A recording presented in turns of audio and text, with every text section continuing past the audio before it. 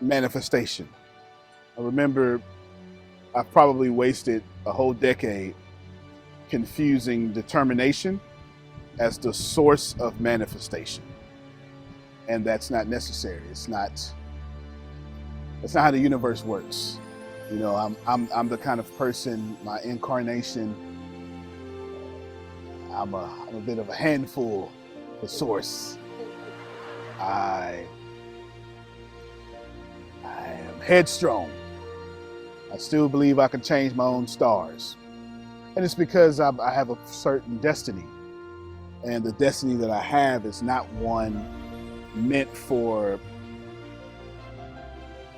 being a follower or following trends. It's one that is designed to be headstrong and plow through circumstances and ideologies and frame of references, social constructs where other people cannot and will not. And the same thing that blessed me to get out of being homeless won't bless me to being a billionaire. The same thing that is the beautiful process of how I am. What got me here won't get me there. And understanding that comes from a place of knowing that I was confusing. I always had to be determined and press through and be the strongest and just but manifestation is not about determination, it's about relaxation. This is a relaxed universe. As all you people are here and the grass is cut on this side and someone way down there is cutting the grass on that side. And these, whatever you call these things behind me, they're not straining to grow. The foliage behind me isn't straining to be green, nor is the grass competing with the trillions of blades of grass out here for space to get water from the ground. Trees grow silently, yet grow strong. And that's real talk. You got to think about it. Trees are sentient beings that have enough love in them to both give and receive. And they do these things without determination. No. Y'all are missing me. Don't miss me. Just hear me out for a moment. Just hear me out. That's a nice camera you have over there too. It's a nice camera. That's a nice camera. Anywho, how many trees would you say are out here?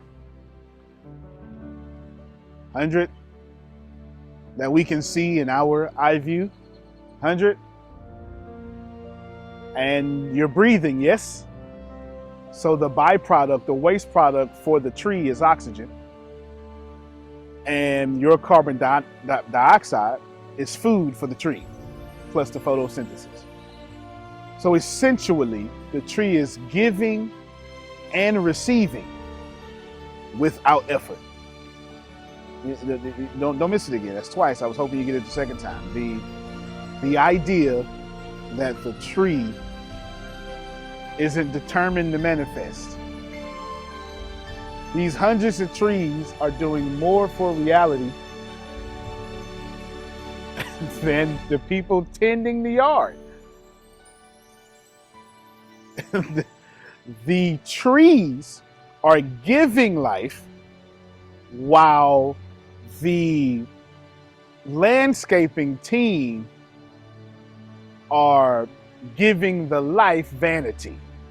But for whom? The trees didn't need to look good.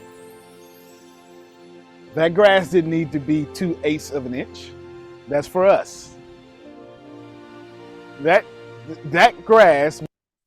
I'm going to stop right there. Delaying tactfully. That's the whole point there, Grace, is relax into manifestation. I've got 3 videos to show us. We're talking about the scientific evidence for, I guess it is, Antonio's 5% rule. And I promise to keep this super simple. Your first video, I need you to understand something called superposition. Now, this is where things get wacky. In quantum mechanics, quantum physics, superposition, super and position, one word, is scientific proof that 2 things can happen at the same time, that anything can exist all over the place, that if a tree falls in the forest and no one is there, does it make a sound? And the answer is no. The answer is also yes. The answer is it had never fallen. The answer is the forest does not exist. It's scientific proof that grace right now is everywhere all at once. Keep in mind, there was just a Oscar Award film about that same title. A lot of people are making movies about this. So know that superposition means that everything exists all at the same time, everywhere. You're taught it can't exist. That's impossible. But you're wrong. And we've been knowing this since 1890 or something. And everything exists completely at the same time. Grace, you are here. Grandma is both alive and not dead. See, that was easy to catch, right? Because spirituality said, to be absent from the body is to be present with the Lord. So you have no problem there. So take that same religion and put it everywhere else. It's important. I explain the video when I have this explain it just a little more scientific-y. Yeah. If you've heard anything about quantum mechanics, you've probably heard of Schrödinger's cat. It's a famous thought experiment, not a real experiment, in which a cat is said to be both alive and dead at the same time. It's in a quantum superposition. But what does that really mean? What is a quantum superposition? Does this bizarre thought experiment relate to the real world at all? Well, yes and no. The idea behind Schrödinger's cat relates to a very real phenomenon, the fact that in the quantum world, sometimes a particle appears to be doing 2 contradictory things at the same time. Take the double slit experiment. In that experiment, an electron appears to pass through 2 slits in the screen at the... All right, I'm gonna stop the video right there because we're gonna go over the double slit theory in a better fashion. I'm trying to move headphones some slack. There we go. My headphones were tethered to the microphone. Couldn't move my neck. Okay. Scientific evidence. I can keep going, but let's take this same thing here and let's do a Google search, superposition. And just so you know, I'll go to images and we have not only mathematical formulas, but if I type in superposition pictures, we have actual pictures of particles existing all over the place at the same time. Switch my search, proton, superposition. There we go. Well, this is our graphics. There we go. All over the place, all at the same time, etc. We know this to be true. Now, here's the problem with me talking. Your program is also talking. So if you need faith, Grace, to receive that grandma is both dead and alive, then you already received superposition. This is not difficult. If you believe when you die, there's an afterlife, then you already received, you're going to be in 2 places at one time. This is not difficult. If you can remember your first car accident right now, presently, you're already practicing or proving an element of superposition because you're present, but your mind quantumly went backwards. And if your program has activated, well, then you're in a constant state of superposition because while I'm talking, you're consistently using your auto suggestion to kick things out. Easy. Now I need to scientifically prove entanglement. One of my favorite things. I'll explain entanglement to you in simple terms so you can understand the video. It's just 3 minutes and 32 seconds. Since everything in this world was born at the same time, nobody has a problem with this. An atheist doesn't have a problem with this because this depends on what they think, but everything was random, but there's some sort of start point. A Christian doesn't have a problem with this because God spoke the world into existence. If you believe in Big Bang, you don't have a problem. Like nobody on the planet has any problem with the world starting at the same time from the same place. Nobody has a problem with this. Not a single school of thought. Now, Susan, we explain it differently.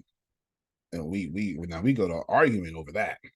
But nobody is refuting that something happened somewhere.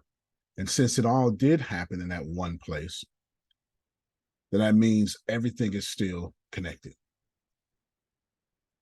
Because it all has a beginning.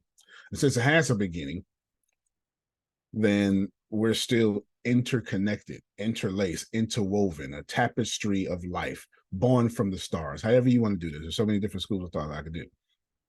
To make this simple for you, especially if you're Christian, you already believe this. Whatever you do unto the least of these, my brothers, you do also unto me. So we don't have to argue anymore if things are interconnected, because your Jesus, Grace says, whatever you do unto whoever, you've done unto God. So we don't have to argue this. It's just, you already have these ideas in your head. We just now have science for them. Well, we've been having it for 128 years or something, but we have science for it. We're talking about quantum entanglement now. I'm doing a scientific reason for the 5%. Jana doesn't know what I'm doing. I was thinking about it yesterday, and then she got stuck in a little traffic. I just proved to you quantum position. Everything exists all at the same time. You're everywhere. Deanna was on time and late. What I'm saying makes sense, and it does not. I am wicked and good. I exist all over the place, and I don't exist.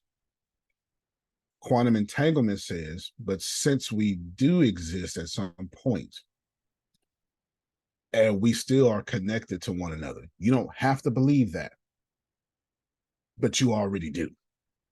Here's a short video explaining what I just said. So now you don't have to be confused in the video. Let me put my camera up so I can see you. I just gave you the answer. You don't have to be confused in the video. Entanglement refers to a phenomenon in the quantum world where change in the state of any particle instantly changes the state of the other. The entanglement of particles described the state. I wish Jerome would say something. I'll play with you Christians real quick. The change in any state of a particle automatically changes the other. Grace, are you from God, of God, same substance? Yes. So the change in a state you do to someone you don't like, you change that state in the creator. Yes. Particle instantly changes the state of the other. The entanglement of particles described a relationship between their fundamental properties that can't have happened by chance. This could refer to the states such as their momentum, position, and polarization. Knowing something about one of these characteristics for one particle tells you something about the same characteristic for the other. Think of a pair of gloves. If you found a right glove alone in your drawer, you can be certain that the missing glove would fit your left hand. The two gloves could be described as entangled. as knowing something about one would tell you something important about the other that isn't a random feature. An entangled system is defined to be one whose quantum state cannot be factored as a product of states of its local constituents. That is to say, they're not individual particles, but are an inseparable whole. In entanglement, one constituent cannot be fully described without considering the others. My God, there's so much power in this little video here.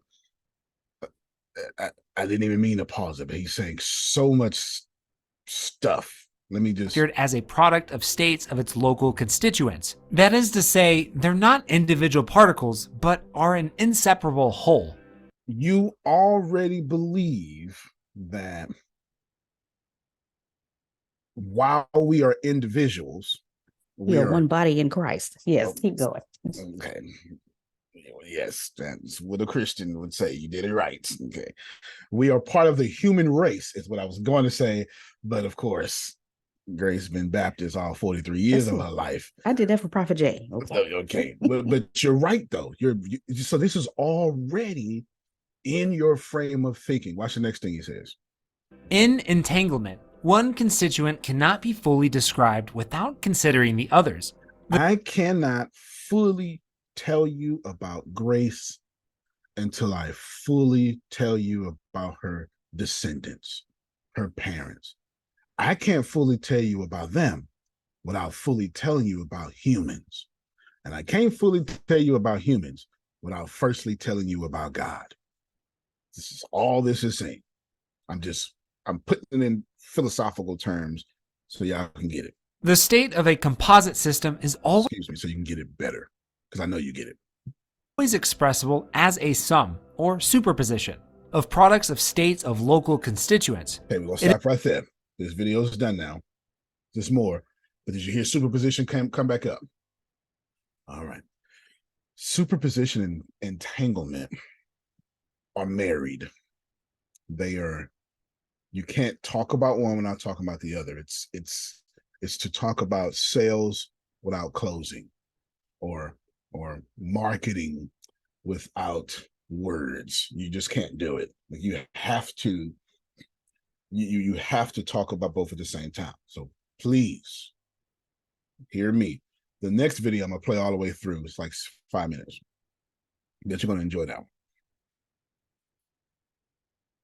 Antonio has, well, I haven't said, science, provable science has said that everything exists in a superposition. That's the way it exists. Grace, there's a billionaire you and there's a loser you. They exist.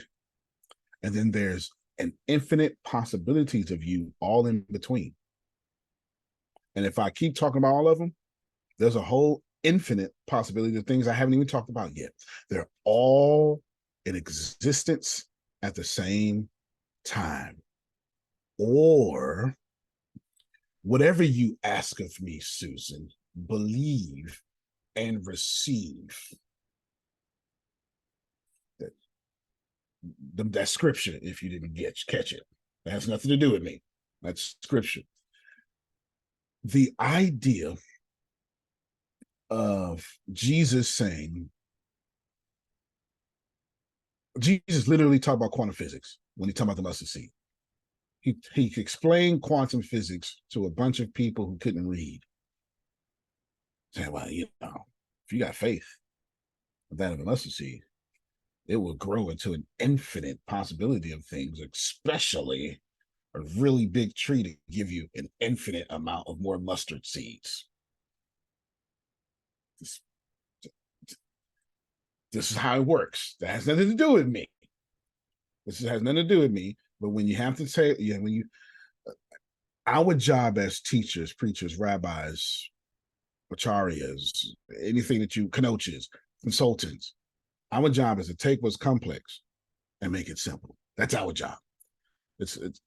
But when you get into religion, though, we reverse it. We take what's complex and make it complex. So I could be the only teacher, so I could be the only teacher that you got to keep coming back. That's what we do in those circles. Grace, entanglement says you are still connected to the rest of us. Superposition says you are all of us. You're also none of us. You're just you. They are married. They're like interlocking fingers. Do I have 10 fingers? Yes, I do.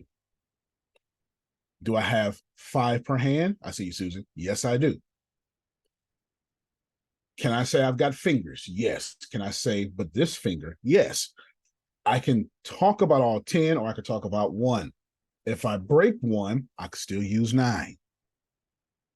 While it would be uncomfortable at some point, through entanglement, my body will adjust and I will just get used to using 9 and I won't notice it no more.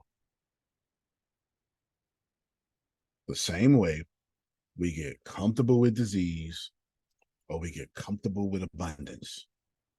It just is what it is, okay? Susan will ask a question. I'm going to answer that or make a comment, and then we're going to show this next video, and then I'm going to give you the scientific reason for the 5%. You need all this information to understand what I'm going to say. I have a warning for you. As gentle as this whole thing is, when I explain to you how this universe works, it's going to hurt some of your feelings because we have total control, but nobody taught us. Okay, go ahead, Susan. Well, I don't know if this is related, but I'm thinking about the people in Israel and how, because we're all intertwined and connected, that people helping people and risking their own lives and dying to save others and all that is going on, the entanglement there. Absolutely.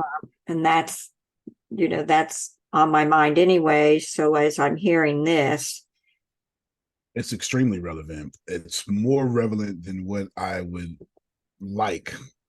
I actually wish you didn't even bring it up. That's how relevant it is. Yeah, that's how relevant it is. We don't have to talk about it now. Maybe another time. No, it's perfect. This is one of those. Man, what a difficult question. That's so true, right? It's like, so where are aliens at, Antonio, in the Bible? It's like, oh my God, stuff like that. Not only is Susan right about the interconnectedness of everything happening on the Gaza Strip, which is terrible, always has been. I'm not supposed to say it, but there are actions on both sides that should not be happening in humanity.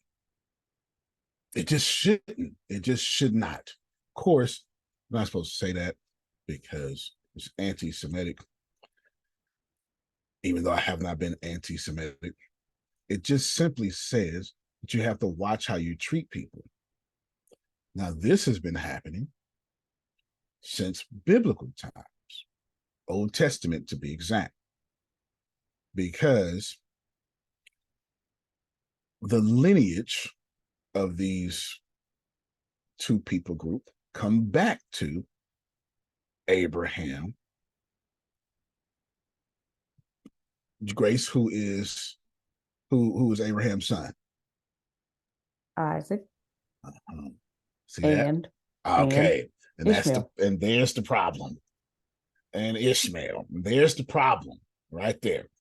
Ishmael first, Isaac second. And from that lineage of the first blended family recorded in human history, at least biblical human history, that's most certainly the first blended family. Yeah, I know what I'm talking about, right? Like, okay, that's your son, but that ain't come from my womb. And blah, you know what I'm saying? That's blended. That's my stepson. First blended family recorded. First baby mama drama recorded. Okay, all of that. All that has been in conflict. It's literally in the text. Like, we're going to grow up to be a powerful nation, and those two nations have been in conflict ever since. That's why I say Susan is far more right than what I wish right, to discuss, because that's been happening since 6,000 years before Jesus was walking on planet Earth. It's been happening. So now we look at it today and we go, oh my God, this is terrible, which it is. But a scientist like myself goes, well, how far can we trace this back? How far can we trace this back? How far can we trace this back? And see, that's the kind of stuff I'm not supposed to say. You're not supposed to say the truth, Grace, right? You're not supposed to do that. You're supposed to let people keep their narratives. You're not supposed to do that. Okay, so we got quantum entanglement. We got superposition. I'm going to show you one more video. It is 100% proven. It is the weird wackiness of this world. As soon as we figured it out, the world went crazy. But without it, there would be no CD players. There would be no Bluetooth. Your CD players, that laser, that's a quantum mechanic effect. There would be no credit card, no debit card, because your little strip and your chip, those are all quantum mechanical effects. Without you, half the technology you use today, more than half, 3/4 of the technology you use today, are all quantum mechanical effects that would not exist without us being weirded out right here. I am going to play this whole video. It's a cartoon. It comes from a larger whole of a project called What the Bleep Do We Know? One of my very favorite books and movies. And we got to go with Dr. Quantum now. What they taught us in school isn't really the way it is. And that our senses are playing tricks on us. You just gotta wonder, what is this reality that we find ourselves in? Quantum physics says it's all just waves of information. Do I believe that? Remember that. It's all just waves of information. Don't forget that. Everybody write that down. It's the whole point of this call. Quantum physics says everything is just all reality. It's just waves of information. Please write that down. It's the entire point of this call. That's why I've simplified everything. I hope so. Yikes! And here we are, the granddaddy of all quantum weirdness, the infamous double slit experiment.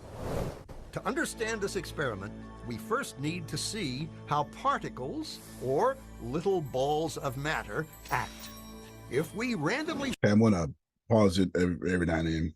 So when we went to particles, protons, what we just did, Grace, is take it to the most simplest form of matter on this planet, or living being on this planet, a proton. That's what this is about. We shoot a small object, say a marble, at the screen. We see a pattern on the back wall where they went through the slit and hit. Now, if we add a second slit, we would expect to see a second band duplicated to the right. Now, let's look at waves. The waves hit the slit and radiate out, striking the back wall with the most intensity directly in line with the slit. The line of brightness on the back screen shows that intensity. This is similar to the line the marbles make. But when we add the second slit, something different happens. If the top of one wave meets the bottom of another wave, they cancel each other out. So now there is an interference pattern on the back wall. Places where the two tops meet are the highest intensity, the bright lines, and where they cancel. So I'm going to stop this right here to explain to you the rest of this video, but you're going to play it. This means, Deanna, the wave hit here and it didn't. It hit here and it didn't. It hit here and it didn't. It hit here and it didn't. It hit everywhere and it did not. It did both and. Cancel, there is nothing. So, when we throw things, that is matter, through two slits, we get this, two bands of hits. And with waves, we get an interference pattern of many bands. All right, so the problem with this is, Grace, there's no problem. Y'all understand that? It's very simple. Duh, I can see that. I could go in my backyard and do that. And that's the problem, that it is no problem. So how do we get to the problem? Good so far. Now, let's go quantum.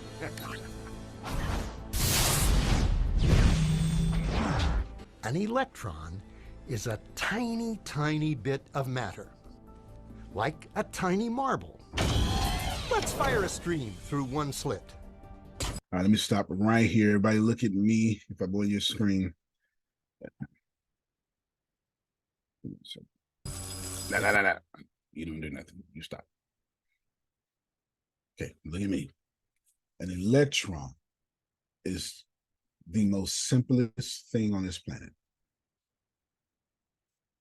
You can't get simpler. I mean, we currently have a tunnel in Europe going between two countries to try to get more simpler. We're colliding these electrons to get the God particle, the beginning of the universe. You ain't getting more simpler than the most simple part of matter there is. We also know that all matter is what we see in this universe. And we also know light creates matter. Easy, nobody's lost. We also know an electron is a form of matter, simplest, that also is a form of light. When you were in school, they would say, Phil, count the electrons. And if it was 18, it was a whole different particle of something. If it was 16, it changed it fundamentally to something else. If it was 8, it changed it fundamentally to something else. If you H2O, 2 oxygens, if you put 3, it's something, it's no longer water. It's something completely different. If you remove the 1 hydrogen, it's no longer water. It's just oxygen. So if you move one of these things, it fundamentally changes what that thing is. Is this okay? All right, nobody's lost. God bless you all. Behaves just like the marble, a single band.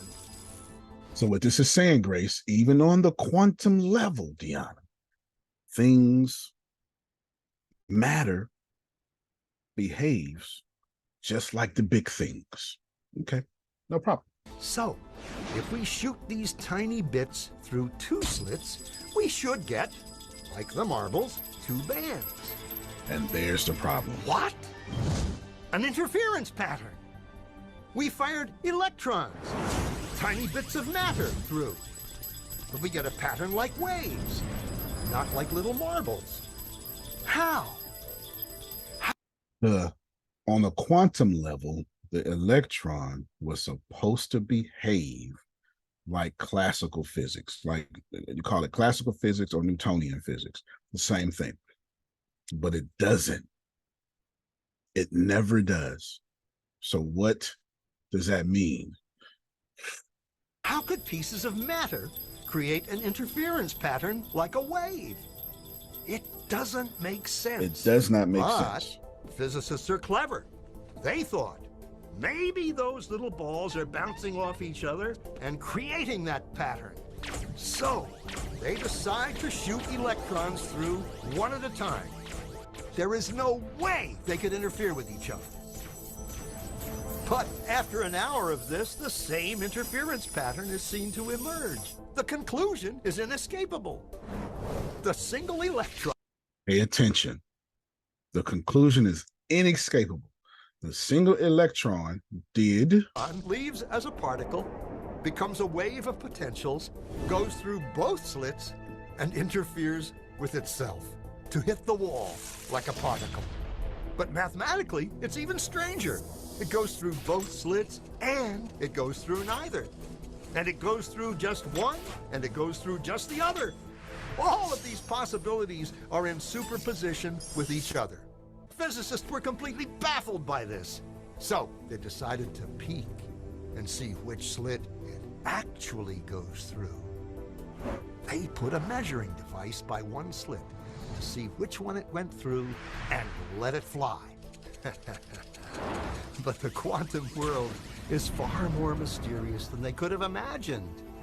When they observed, the electron went back to behaving like a little marble. It produced a pattern of 2 bands, not an interference pattern of many. The very act of measuring or observing which slit it went through meant it only went through one. All right, we're going to pause real quick because we're going to come back to this immediately. Remember, the whole point of this conversation is reality is just a wave. We're going to come back to that. What we need to come back to right now, Deanna, right now, is that the act of observing the infinite collapsed it into one predictable behavior. Of measuring or observing which slit it went through meant it only went through one, not both. The electron decided to act differently.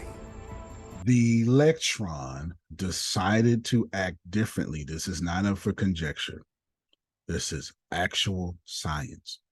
When Adonia observed the electron, it acted as Adonia expected in her worldview. Is this clear? You get what you focus on. Okay. Phil sees where I'm going. Which is why Jesus said, have your eyes and your mind stayed on This me. is also true. I need you to get that when they broke it down to an electron, the simplest living particle on the planet in the universe. Notice I said living. Deanna, light is matter. Grace, do me a favor. I'll mute your mic. See, because I know, some of y'all fit to have y'all allergic to your breakthrough reactions. You're going to get sleepy. You're going to pick up your phone. I know what you're going to do, and that's okay. That's okay, because these are just seeds being planted for you. For some of you, your life is going to fundamentally change today. Grace, God is Love, Jesus is the light. And I'm trying to explain how the Bible tries to explain quantum physics to you. How, remember, the Bible is not trying to tell you about the history of the world. It's trying to tell you about the history of man. And every great teacher has come and said the same thing. Grace, what does Antonio say all the time? Prosperity has One voice. one voice. It doesn't matter the words. Watch this here. God is Love, okay. And then Grace, Jesus is the light. okay. And all things were made through Him. Jesus. Let's replace him with Jesus for me so everybody can keep up with you. Go ahead. Jesus. No. Through him, for him, by him. Like, say it, but Through put Jesus Jesus, right there. through Jesus, for Jesus, by Jesus. Now, could you, if you don't mind, Grace, if you could take Jesus and put the light now. All things were made Through the light, uh-huh. for the light, by the light. Does not science tell us the same thing? E equals MC squared. Yes. Does not your Bible call Jesus the light? Yes. And does not God the love shape? Does not the love flow through, or the light flow through the love? Yes? Yes. Okay, thank you so much, Grace. You can mute your mic. Go ahead, Prophet Jared. I do this all the time. Wow. I do this all the time in scholar circles, all the time. I got in trouble at school for it, and then they start being on my side. I literally wrote a whole paper about to whether or what extent does Einstein's general theory of relativity prove theology and the gospel, or something like that. It was something crazy, and it was very why risky. God told me who you is. There's no doubt about it. Deanna, check me out. The light is living, yes. And the whole world is living, yes. See, when you hear that, you go, that's new age thinking. But quantum entanglement says, this is why, see, Susan and I make sense. This is why I went through quantum entanglement first and superposition, because there's science. Now you can't have your denominational walls tell me it's not true. Can't do that no more. Because quantum entanglement says, since Phil was born at the same time with Susan and Cleopatra and Genghis Khan and Martin Luther King, whatever he doing to them, he do also unto God. Like, this is just what it is. This is just what it is. Every time I try to judge Hitler for his wicked behavior, I need to point those 3 fingers back at me, right, Grace? Is that what you teach in school? Because I've got that same wicked behavior. All right. Not yet. I went too fast. Measuring. In mathematics, we measure it. What do? We can say, well, Adonia goes, well, I don't believe that. Let's get some calculations here. That's measuring. And measuring outside of mathematics is observation. Same thing. Just 2 different schools of thoughts call it something different. Did everybody follow me? Same thing. In math, you measure. In life, you observe. That's all. Okay. Watch this here. As though it was aware. Oh. It was being decided. The electron, the living universe, Susan, behaved as if it was aware it was being watched. Oh my God, Grace, please write these 3 things down, Grace. And quantum physics says reality is all just a wave. Measuring forces electrons to behave as if it's being watched. There's actually all 3. I put it in 2, but it was 3, but I put it in 2. Listen, y'all. To act differently. I'm sorry, I did it again. Which slit it went through. He's going to say how life, electron, acts differently when you measure it. Meant it only went through one, not both. The electron decided to act differently. As though it was aware it was being watched. It was here that physicists stepped forever into the strange, never world of quantum events. What is matter? Marbles or waves? And waves of what? And what does an observer have to do with any of this? There you go. I got chills. The observer collapsed the wave function simply by observing. Write that down, Grace. The observer collapsed the wave function simply by observing. Just give me a few minutes to lift gently everyone out of the what? Okay, just give me a few minutes. I got you, Deanna. I got you. Just give me 1 minute and I get to you.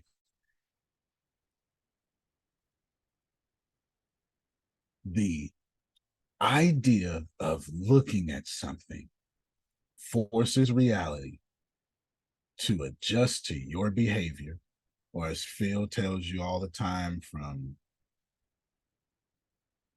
Neil Donald Walsh book, Conversation with God. There we go. Nobody does what's not in their worldview. If it's in your worldview, that's how life is going to behave for you.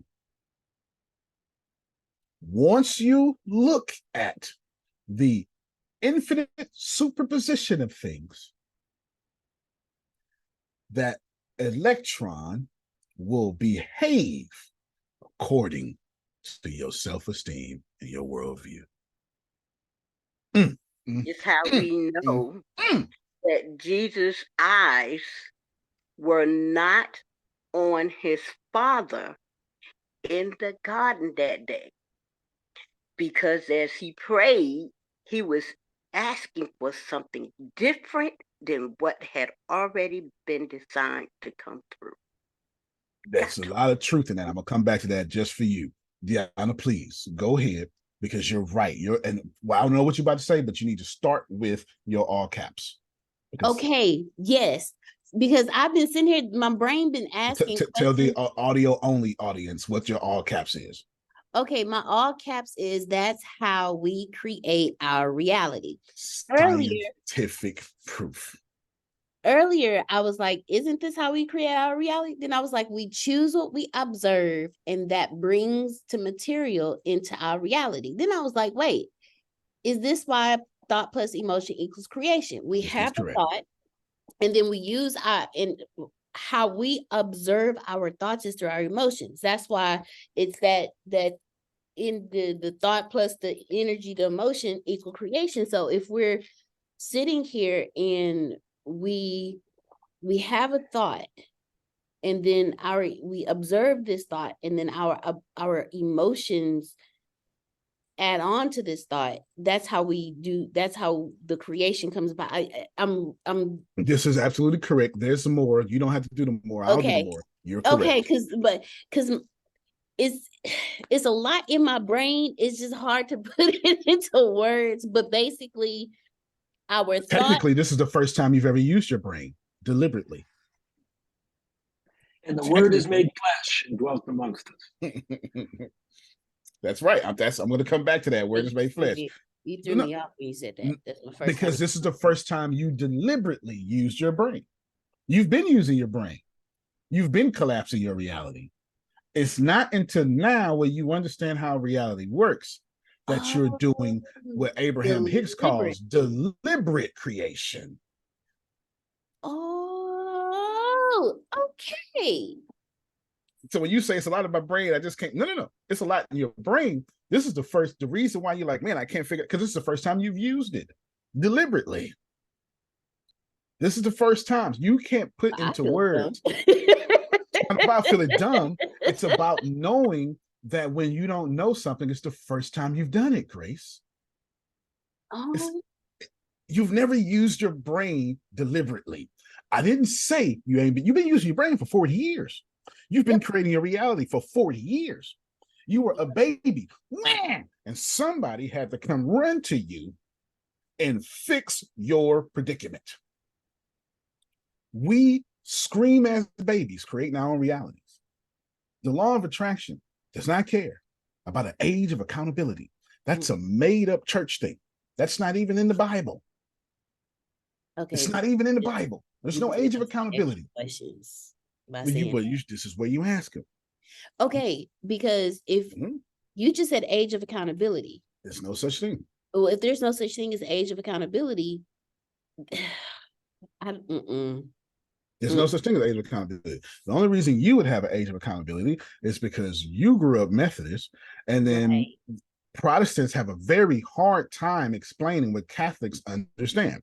Catholics have this entire idea of you're born wicked, therefore you're continuously getting better. Protestants cannot handle that.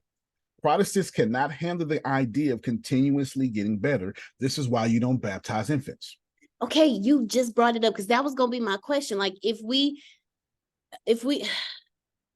are what you just said, I forgot the verbiage you just used because my brain did something. It's all right. Then, age of accountability. So if there is no age of accountability, then why do we baptize babies if there's no age of accountability? That's why baptize. Okay, so there's three questions I'm answering here, but let me. We baptize, people who do baptize babies do it for what's called systematic theology. They're looking at the entire whole of the Bible, and you can't say they're wrong because it's based on the Bible. Just because it's not your theology, Antonio, you can't say they're wrong. Did you hear what I said? Just because it's not your theology, Antonio, I'm using your name for my name, doesn't mean it's wrong. It's just not your theology. But when theology is based in the Bible, Grace, shut your mouth. If it's not yours, but it's rooted in the Bible, there's nothing you can say about it. That's the whole point of studying the word and compassion. Romans 14, don't let Susan stumble because you don't think she should be doing what you should be doing. Don't cause her to trip. That's the entire Romans 14. Go ahead, Phil. When I got you down, I'm going to answer. Revelation 22:12. Very soon now, I shall be with you again. Bring the rewards to be given to every man according to what he deserves. I am the Alpha and the Omega, the first and the last, the beginning and the end. According to what? Do me a favor, Phil. 22:12 and 20:12 almost say the same thing. If you don't mind, Phil. 20:12. Watch this here. Remember, what Phil just said was according to what they deserve. Now watch about these books, Grace. I saw the dead, both great and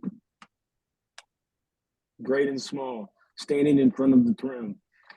while the book of life was opened and other books opened, which were the result of what they had done in their lives, by which the dead were judged.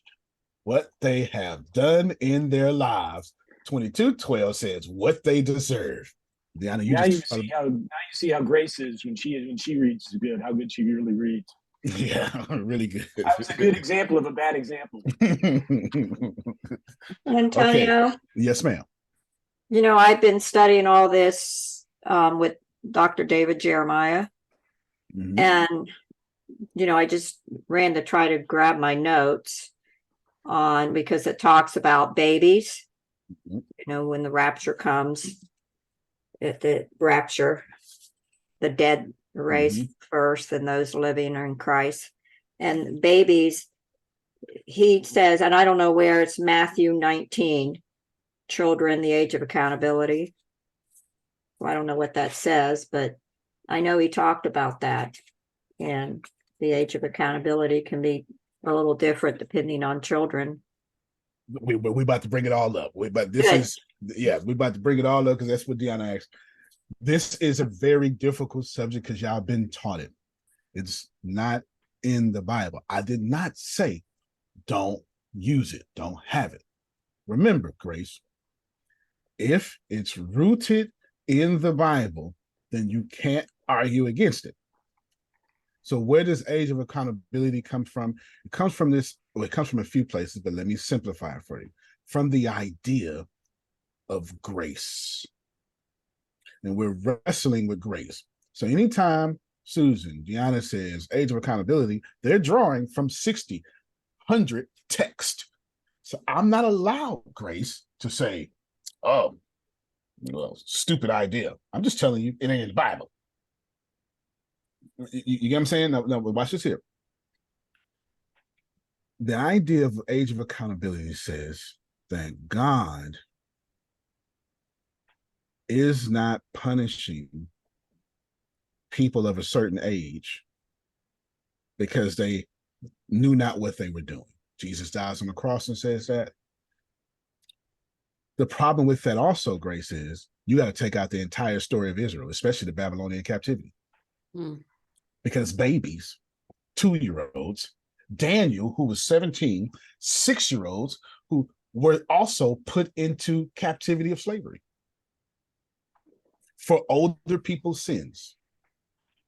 So he didn't just say, okay, if you're past age of accountability, y'all go over here in Babylonian captivity for 70 years. All of the nation of Israel had to go regardless of their age. Now, keep in mind, we'll stop real quick before anybody bursts at the ears. We're not saying you're wrong. That's not what I'm doing here. I'm trying to prove quantum entanglement, but I'll give it to you easily this time. Deanna, you believe in age of accountability. You have no choice. You're Methodist. You have no choice.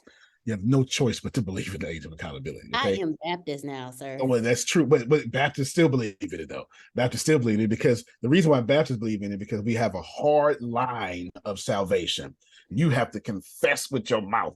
That hard line causes a lot of problems. There is no grace gets better every day because what Baptists and Tony are going to say, what the hell is the point of Jesus dying on the cross then? Grace, if you get better every day. So Baptists have a difficult problem with this because Jesus needed to die on the cross. You can't say Jesus didn't die on the cross. And Grace got me messed up and she thinks she can get better. What's the point of Jesus then? Baptists don't believe, anybody who believes in total depravity that we share in Adam's sin and we share in Adam's nature has to have an age of accountability. Unless you're Catholic, you do it from birth. That's why we baptize infants, because of the idea of total depravity. Antonio, yes, ma'am. I just read this that might help. The Bible does not identify a specific age at which children become responsible to God for their actions. The Lord has made us unique and knows us better than we know ourselves. He who knows our hearts knows at what stage each of us is ready to receive the freedom to choose our eternity, destiny. So let's get in that muddy water because she's absolutely right. That's true. Just like we say, God puts nothing more on you than you bear. That's not in there. Anyway, That is not in the that's Bible. not in there, but just Okay. just not in the But Bible whatsoever. he Not- does put more on you than you can bear. I've seen it. yeah, Really. it's a scripture Paul said that got lost in time. Now check this out, Deanna. You have an age of accountability, but you also presently at 8 years old teach Don, reap and sow. You're literally teaching Don law of attraction. So Yeah. you can't have both. It's age of accountability, so the law of attraction can't work. Reap and sow can't work. It's both. You can't have both. Okay. No, now watch this here. That's at 8. How long you been teaching him that the law of attraction, that reap and sow, that he's activating it for how many years? It ain't just been 8. You ain't the only one. We've all do it. We all got 4-year-old. If you be mean, ain't nobody gonna be your friend. Oh, yes. We all tell them, if you be mean, nobody's gonna be your friend, Antonio. Man, that's been like 6 years in. Exactly. The law of attraction does not care that Don was 2. The law of attraction was activated. Period. Point blank. Reap what you sow was activated.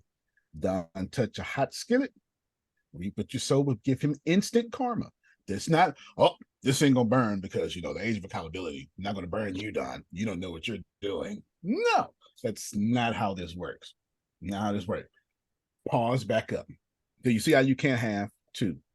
The scientific reasoning behind the 5%. I showed you the videos and showed you everything. Nobody's confused. Now you're weirded out of your mind, but nobody's confused. Oh my God. Okay. My brain is like, oh my God, what is going on? I can't believe what I just saw. But you're not confused. There's nobody confused. Now you may be resistant, but nobody's confused. Go ahead, Deanna. I get it. Yeah. I get it. When you only focus on your 5%, you're collapsing into your reality, only that 5%, therefore creating your reality. If you all could just unmute your mics and clap for Deanna, please. It took me 52 minutes to get y'all that foundation, and it took 7 minutes after that foundation for her to get it. They clap for you, Deanna. Good job. This is the scientific reason. Remember. This universe is alive. You don't have to believe that because you saw it in some video from Antonio or some wacky, weird woman that do tarot cards. You don't have to do that. Just know that the universe is in vibration. Everything is in motion. Law of motion. We know this. Everything has a vibrational frequency. Earthquakes only tear down buildings that are vibrating at the same frequency of the earthquake. Piano chords are out of tune because the vibration of those chords needed to be retuned. This is what music is. A piano chord is a simple vibration of a tune. We call it A. It's actually 0.623452 or some crap like that, Grace. I don't know because I'm not a musician, but I'm telling you, we say, don't you give me an E, and that's a number. But the dude who fixes the piano knows that number. Every time y'all see somebody plug up their guitar to the amp, what's the first thing they do? They start, they do all the things, they get in those 6 keys together. They get in the vibration, they tune, they twist in the wire a little harder, a little softer, because the vibration of G is off. All right. Scientific evidence. I showed you a video on superposition. Let's make this simple, simpler. Nobody's confused. Superposition says everything is at the same place at the same time. All reality is just a wave of infinite possibilities. That's it. Every great text says it. Every great teacher says it. Science says it. Math says it. There's nobody who disagrees with this idea of infinite possibilities or randomness. It doesn't matter how you say it. There's not a single person on this planet that thinks somewhere right now on the ocean somewhere there's a storm. We know there's a storm somewhere on this planet because there's infinite possibilities of something happening. Yes? Okay. We get in our cars and we defensively drive. We put our foot over our brakes because innately, inside of us, we know somebody gonna do something stupid and force me to use my insurance. we know there's an infinite possibility that somebody gonna wreck my car, so let me take care of my own investment. We know these things automatically in our heads. Superposition is this idea. No, it's not an idea. It's 100% scientifically proven. I showed you the video that everything exists in an infinite possibility of ways. That's reality. So what you call reality is simply the idea of every single thing on this planet is an infinite possibility. What you get you right after this few seconds, Phil. Re-listen to this now, because it's only when all of these possibilities are in superposition with each other. Physicists were completely baffled by this, so they decided to peek and see which slit it actually goes through. They put a measuring device by one slit. The measuring device is Deanna looking at her reality. But the quantum that flies. The measuring device is everything Adonia learned before she got to me. Everything her parents taught her. The conscious observer, the measuring, collapses the infinite possibilities into one option. You saw the video. I don't need to show it again. Okay, go ahead, Phil. Two things. Robin Williams said, reality, what an interesting concept. It very much so is. And then what was one of the first books I turned you on to? The Education of Oversoul 7. Yep. Oversoul 7 is an oversoul that's manifested in 4 different lives at 4 different times, all at the same time, and is being educated by another soul. There's a lot of truth in that. And that was a great book, too. A lot of truth in that.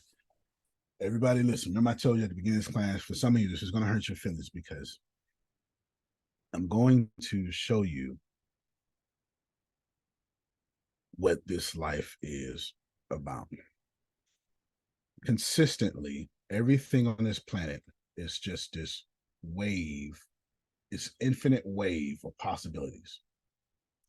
The problem is the moment Grace decides anything, she consciously observed it, and scientifically, what Grace did was turn this wave particle, this infinite wave, into one particle, one electron. Every time you observe, you create it to one electron. I say this all the time. Today, I'm trying to give you a breakthrough. Listen to me or don't. It's however you are collapsing your infinite wave particle. You can only have one reality at a time. You can only experience one reality at a time. You can have whatever you want. You can have the infinite possibilities of what you desire, but you can only ever consciously experience one at a time. Look back at this picture, crude picture. Here is an electron. Here is an infinite possibilities. You can have anything you want, but once you observe it, you collapse it down to one possible outcome. The problem is 98% of y'all listening to me are consistently collapsing the infinite possibility of your life into a particle form undeliberately. It's somebody else's programming in your head, somebody else's worldview. You got to work hard because you're a woman or whatever this may be. However you, I'm not born in America. I'm not this. However you think. You focus on the past. Focus on the past. However you think, that is a measurement, isn't it, Grace?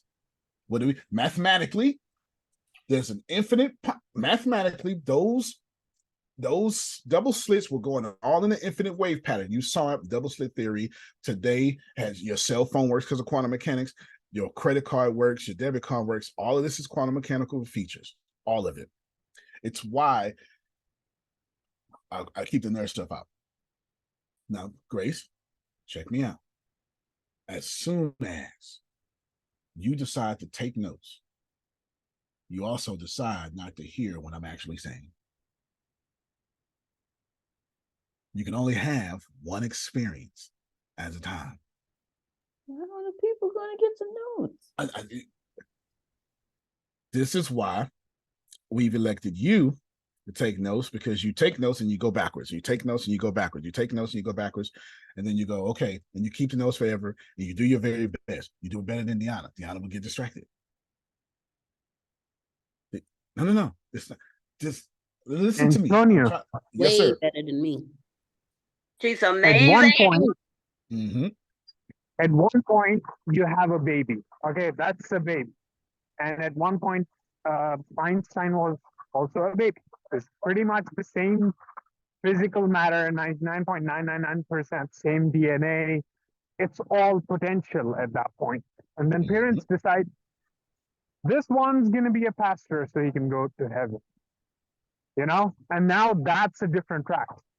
Or they decide, you know, trade jobs are in, everything else is going the AI way, so I'm going to make this one a trucker, you know, encourage him to be a trucker.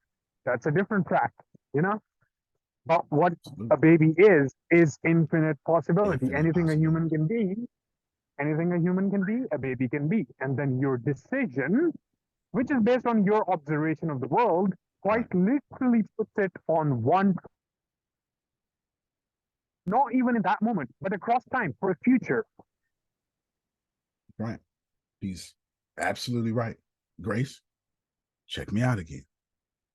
The baby can be a millionaire. But for 8 years, you go through this programming phase, and everybody else's measurements are in your head now. So when you wish upon a star, Antonio tells you that's not how it works. That's not how it works. Not for us. And you grow up with that.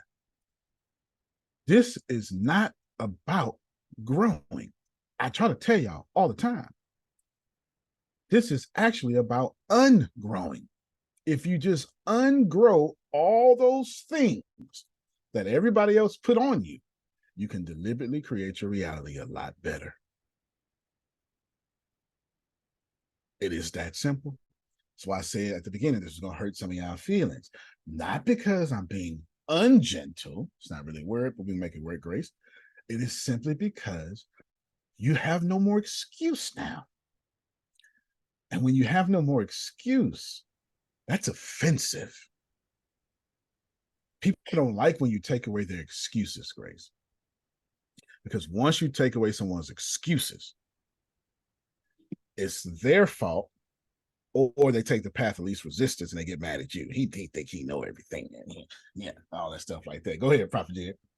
You know, sometimes listening to you makes me think back when I first came in. I'm like, what is this man talking about?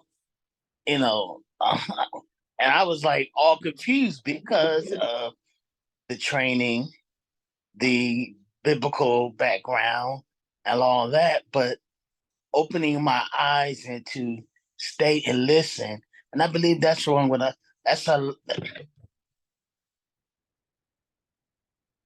I know we're not supposed to look at people, but I'm saying this for a reason. Speak freely, sir. Don't stay long because they get caught up with what the tradition has taught them, and they can't come out of that. But when you come out of that, you can go leaps and bounds. I have grew leaps and bounds since 2020 of knowing. Thank you, sir. Not to blow up your head or nothing like that to kiss your it's ass. Already, it's huge. Don't worry about it. My head is huge. Already. It's okay. I just want, just to touch the hem. That's all. You know what I'm saying? Just want to touch that little hem. That little hem is gonna get me somewhere. But a lot of people were not. I don't get it. I know what you're saying. And the beautiful thing is, it's their wonderful walk, because they're going to get back to the truth, whether they want to or not. Well, everybody wants to, whether it be this lifetime, next lifetime, it doesn't matter. Everybody takes the walk that is the fastest for them. Mm-hmm. It ain't my job. Y'all ready? To judge that walk. I know. Here's what you don't know. It ain't my job to feel bad about that walk either, Grace. That's the hard part. True. To know somebody you love is taking a longer path, and you can shorten it up real quick, Susan. But they won't listen because it's coming from Susan. That hurts. And it's like, but it's like for me, it's like, come on, you the one brought me in here, and you're gone, and I'm still here. Those people are still studying all my material, and they're still in it, so it's all good. You know what I'm saying? They still getting it, or they're gonna get it from somebody else. What I'm trying to say is, I went babbling, but what I'm trying to say is, thank you for, because there's been leaps and bounds that, like, even in me and Renee's conversations, it's like all things work together for the good. You know, it's scripture, but you know, it's all good. We get there when we get there. You know, we may be late, but we'll get there when we get there, and when we get there, everything will be fine. If not, we'll just come on back home and do it again the next day. Yeah. See, I just told her forget Susan, but I did this. What I did yesterday. I don't mean to say this. I hate talking about stuff, but I did yesterday another deal, one of the same company. I was like, listen, since I get paid this way, I'm gonna need you to go do this so I can get more money. And it was over $10 million, which is going to be executed by Q2, no later than Q2 2024. That's because when I look out into the world, I go, this is what I want. I don't have a problem. I think that's chump change. That's side money. When I collapse, no, look at me, Grace. When it's time for me to go and get, let's say, money, everybody, money,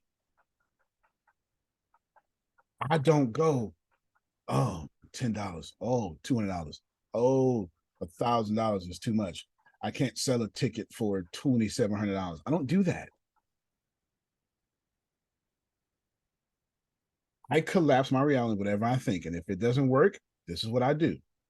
I pause and I go, I wonder what's in me that did not get that. And I go on an internal search. I go find it and I release it back into the 95%. Go ahead, Susan. I said, oh, go ahead, Phil, then Susan. Susan was before me.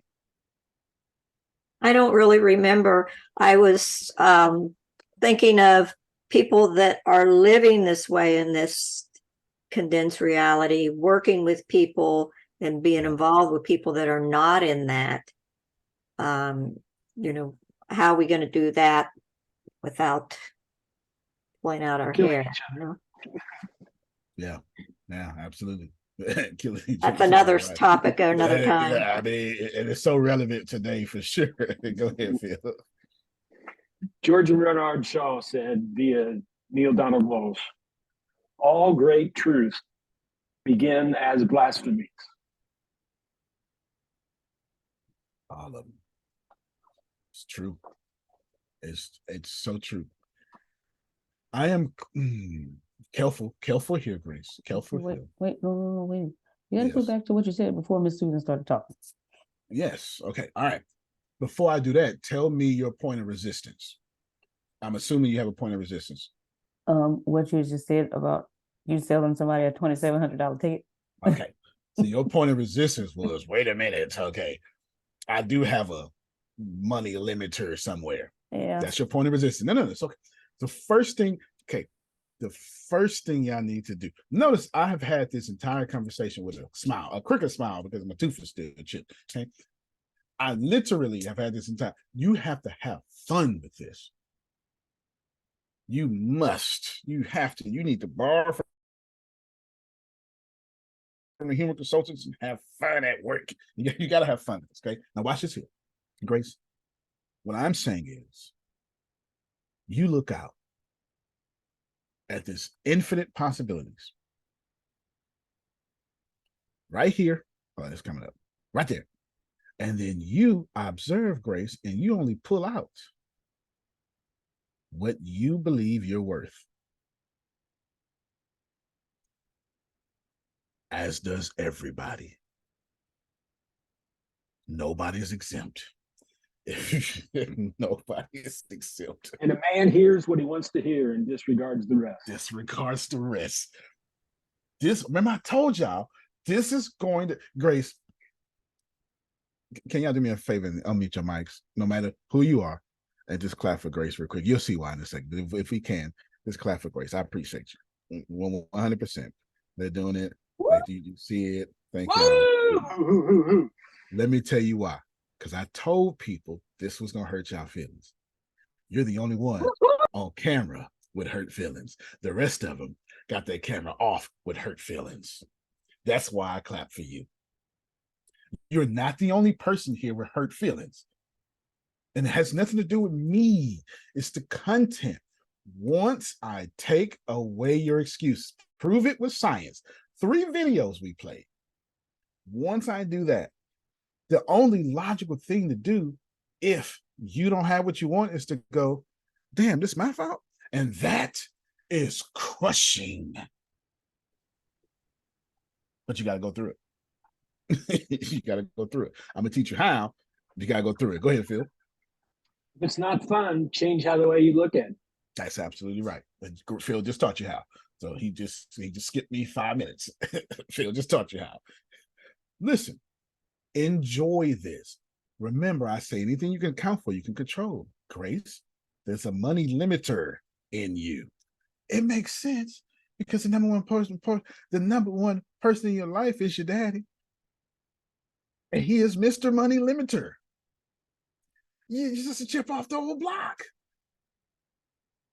That's all.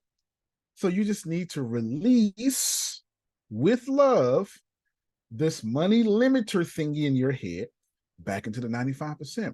That does not mean reject your father, reject his teachings.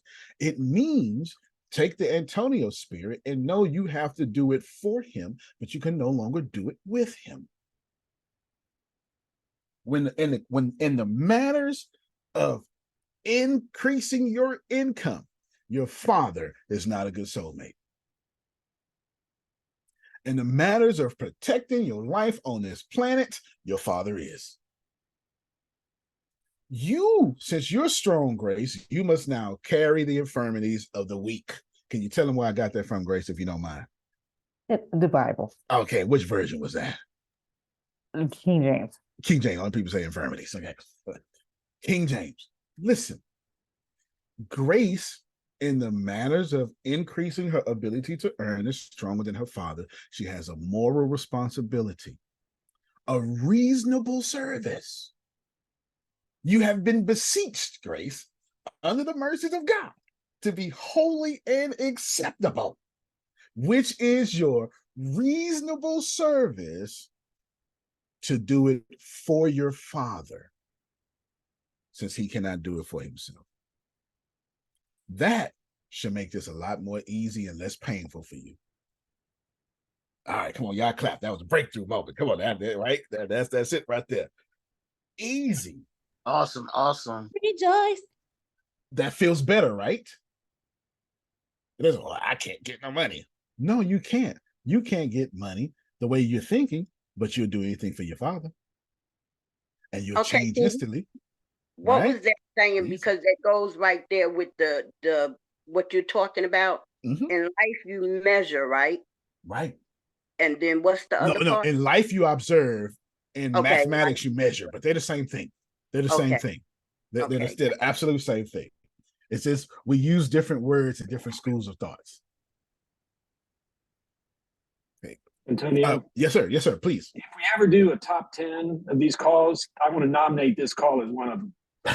Sweet. I second that, Phil. I was thinking about this yesterday. I wasn't supposed to teach this morning. I was thinking about this yesterday. And I was like, okay, well, Deanna's going to teach. I just let her teach. And then she called this morning, and I was like, okay, well, because you're on the road.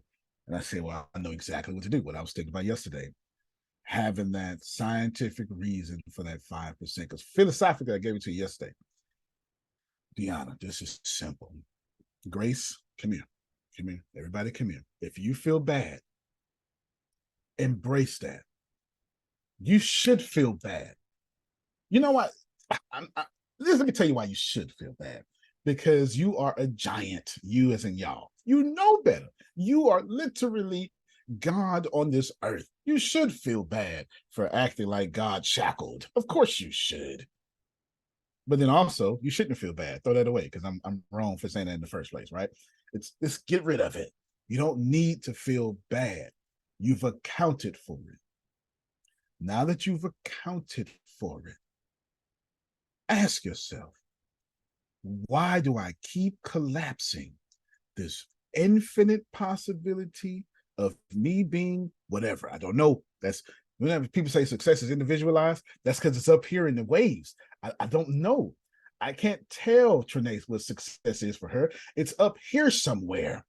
But I can tell Trinae how successful she is by looking at her fruit, by looking at her harvest. Did y'all see what I just did? When I say check your harvest, I mean check your molecule, check your electron. Because however you've observed this planet, it came here. It came here. And honestly, I cannot stress this. Okay. I'm going to be Okay, Dan, I know what you're going to do, but whatever you're going to do, if you ain't going to pee on yourself or boo on yourself, come back. Okay, just hold on. Just everybody pay attention. Pay attention to what I'm going to say. I'm about to be more transparent about what I'm doing, and I hate doing that because I never want to come off. I was having this conversation yesterday with somebody, and I was like, "Yeah, dude, I can't say what I be doing. It come off bragging. It'd be like, oh man." But I'm going to do this for a moment. Yesterday, I did something yesterday, and the day before, that is generational wealth. They ain't even got a chance. It's on me now. At this point, it's on me. They got me messed up. I put myself into a position in which I said, well, if you need this, it's going to cost you this. Okay. She's on the phone with the VA canceling. If you need this, then I'm going to need this. If you need me to make your company this, I need a few things. Increase in my revenue share. I need more power to do this. And I need equity. I absolutely own this. Once I do this and give it to you, I change your entire industry. Plus, you owe me a lot of money. You can have it. You can have it. You can have it. I let you can have it. It lasted for like 10 seconds. You can have it. I know I can have it. Grace, do I know I can have it because I am a great negotiator? No. I know I can have it because before I ever got here, I thought it was mine. You're not listening.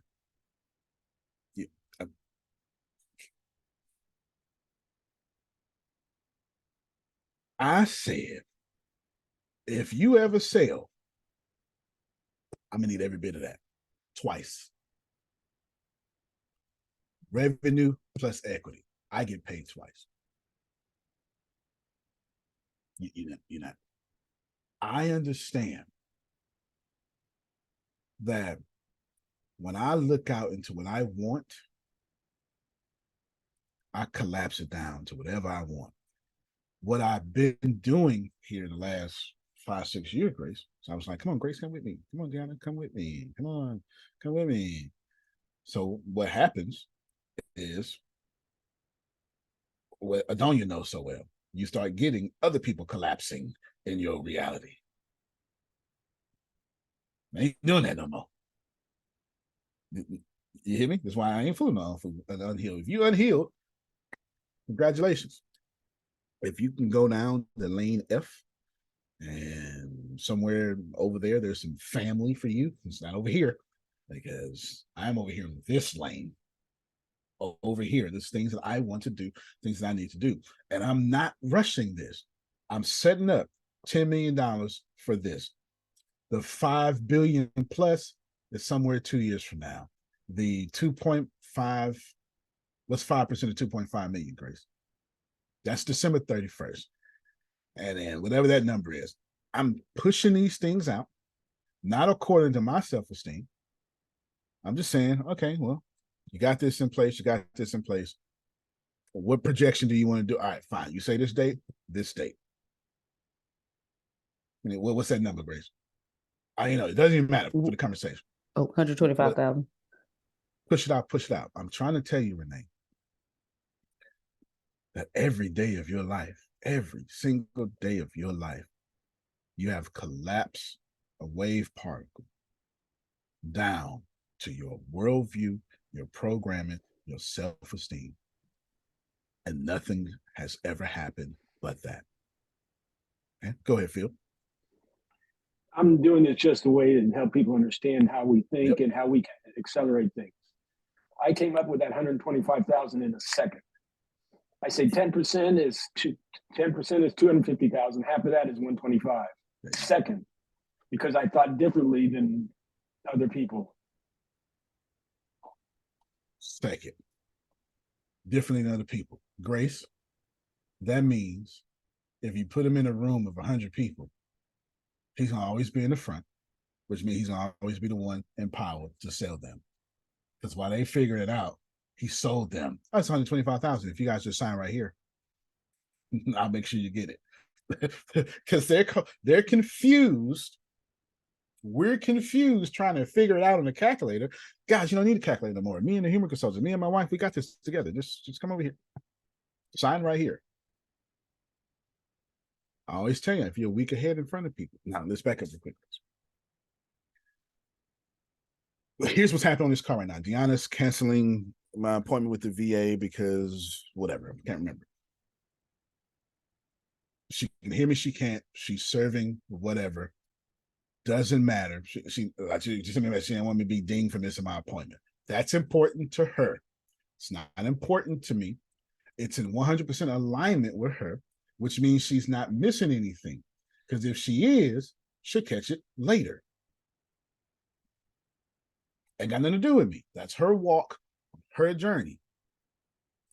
Grace is grief-stricken by the realization she has a money limiter somewhere in her head. That's just part of the process. Has nothing to do with me. You're catching what I'm saying, or your grief is, what I'm saying is hitting your grief, and your grief is going to get that out of here. But you'll get it now or later. That's nothing to do with me. That's my journey. Everybody's hiding behind you doing the same thing. Has nothing to do with me.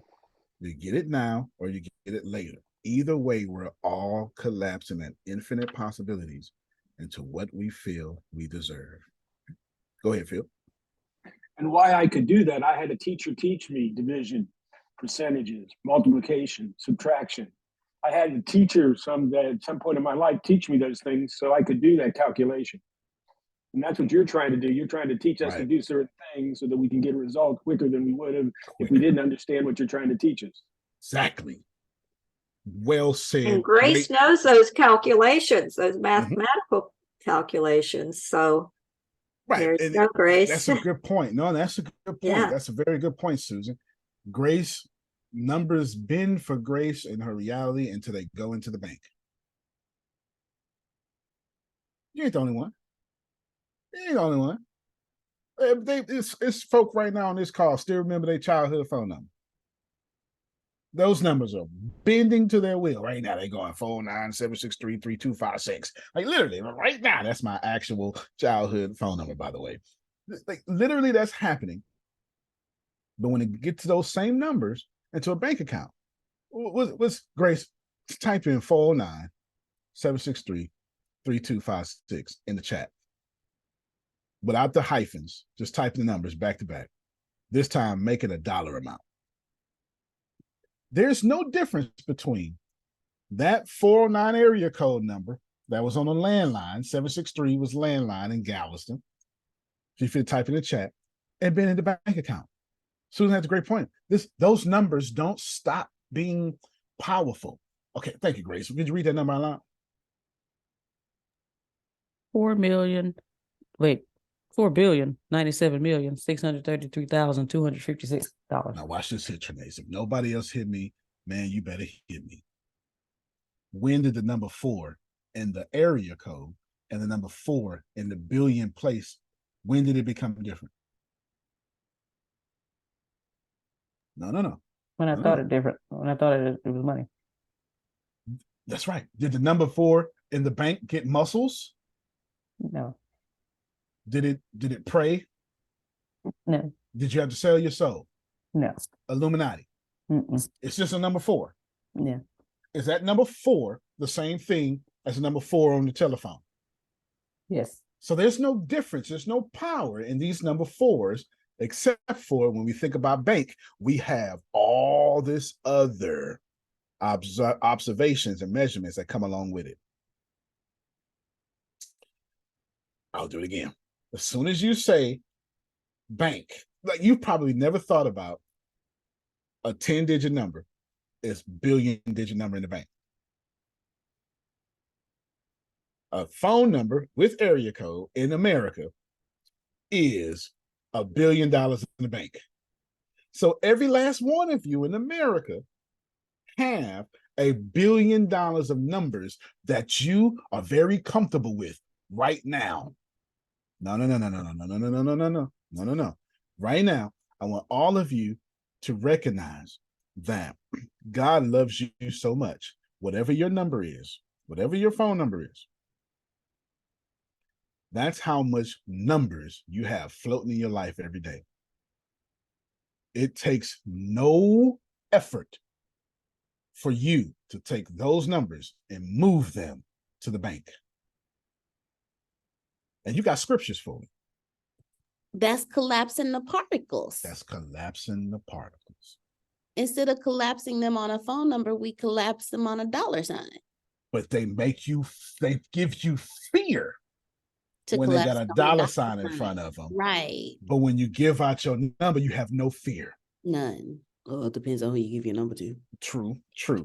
When you think about your number, though, there's no fear. Now, you're absolutely right about that. I gotta concede that. There's no fear. Right now, my phone has 09. I got my 24-hour clock on 0939. So 939. That's $939, huh, Grace?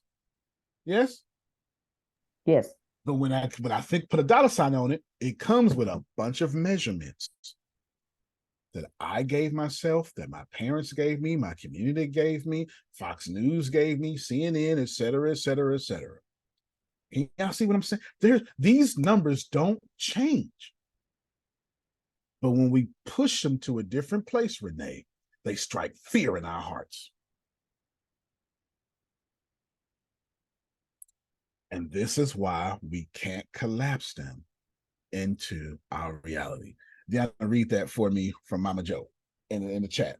This is powerful. When you ungrow what you have learned from others, then you can grow anything. We all collapse at the reality we think we deserve. Your money limiter comes from your parent money limiter. So don't make money with your parents, but make money for your parents. Antonio. Okay, can I say this real quick? Somebody say something. Forgive me for continuing to interrupt, but sorry, but not sorry. I have to say that. But this is where the explanation of what we have been taught and how we grow in and on that through the systems that were put in place to build a barrier of moving higher. Does that make sense? Like a dam? It does. It sure does. It sure does. Go ahead, Phil. Think and Grow Rich. The method by which desire for riches can be transmuted into the financial equivalent consisting of 6 definite practical steps via: first, fix your mind on the exact amount of money you will desire. It is not significant merely to say, I want plenty of money. Be definite as the amount. There's a psychological reason for definiteness, which we'll describe in later chapters. Second, determine actually what you intend to give in return for the money you desire. There's no such thing as something for nothing. 3, establish a definite date which you intend to possess the money you desire. 4, create a definite plan for carrying out what you desire and begin at once, whether you are ready or not, and put this plan to action. 5, write out a clear, concise statement of the amount of money you intend to acquire. Name the time limit of the acquisition. State what you intend to give in return for the money, and describe clearly the plan for which you will accumulate it. 6, read your written statement aloud twice daily, one just before retiring at night and one just arriving in the morning. As you read, see and feel and believe yourself already in possession of the money.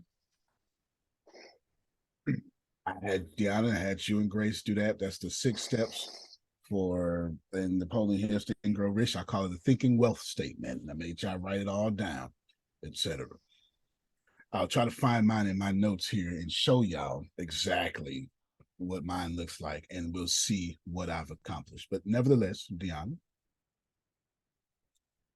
Trinace, what I'm saying is not just facts. It's facts simplified. And it makes so much sense. It's non-offensive. It's in every school of thought. And now we all have a choice. Now I'm here to tell you, there are no mistakes. Whatever you choose will be the right decision. There'll be no consequences, not negative. There'll just be, this is what this road produces. This is what this decision produces. If you truly want to master, let me not talk.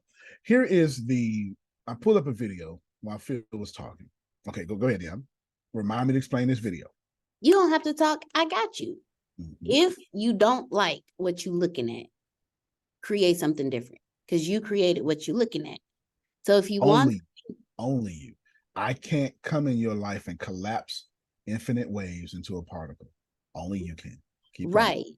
You're not a victim of the world. You are a victim of yourself. So you have to work on what you have to decide what you want, and then focus on that reality only, which means you have to go against everything that you have ever been taught. Right. That goes back to Susan, sin nature. If you're doing it naturally, you need to get rid of it, out of that flesh right now. If you're poor naturally, you need to die to that, because being poor is a sin. Go ahead, Trinace. So people do that every day in reverse.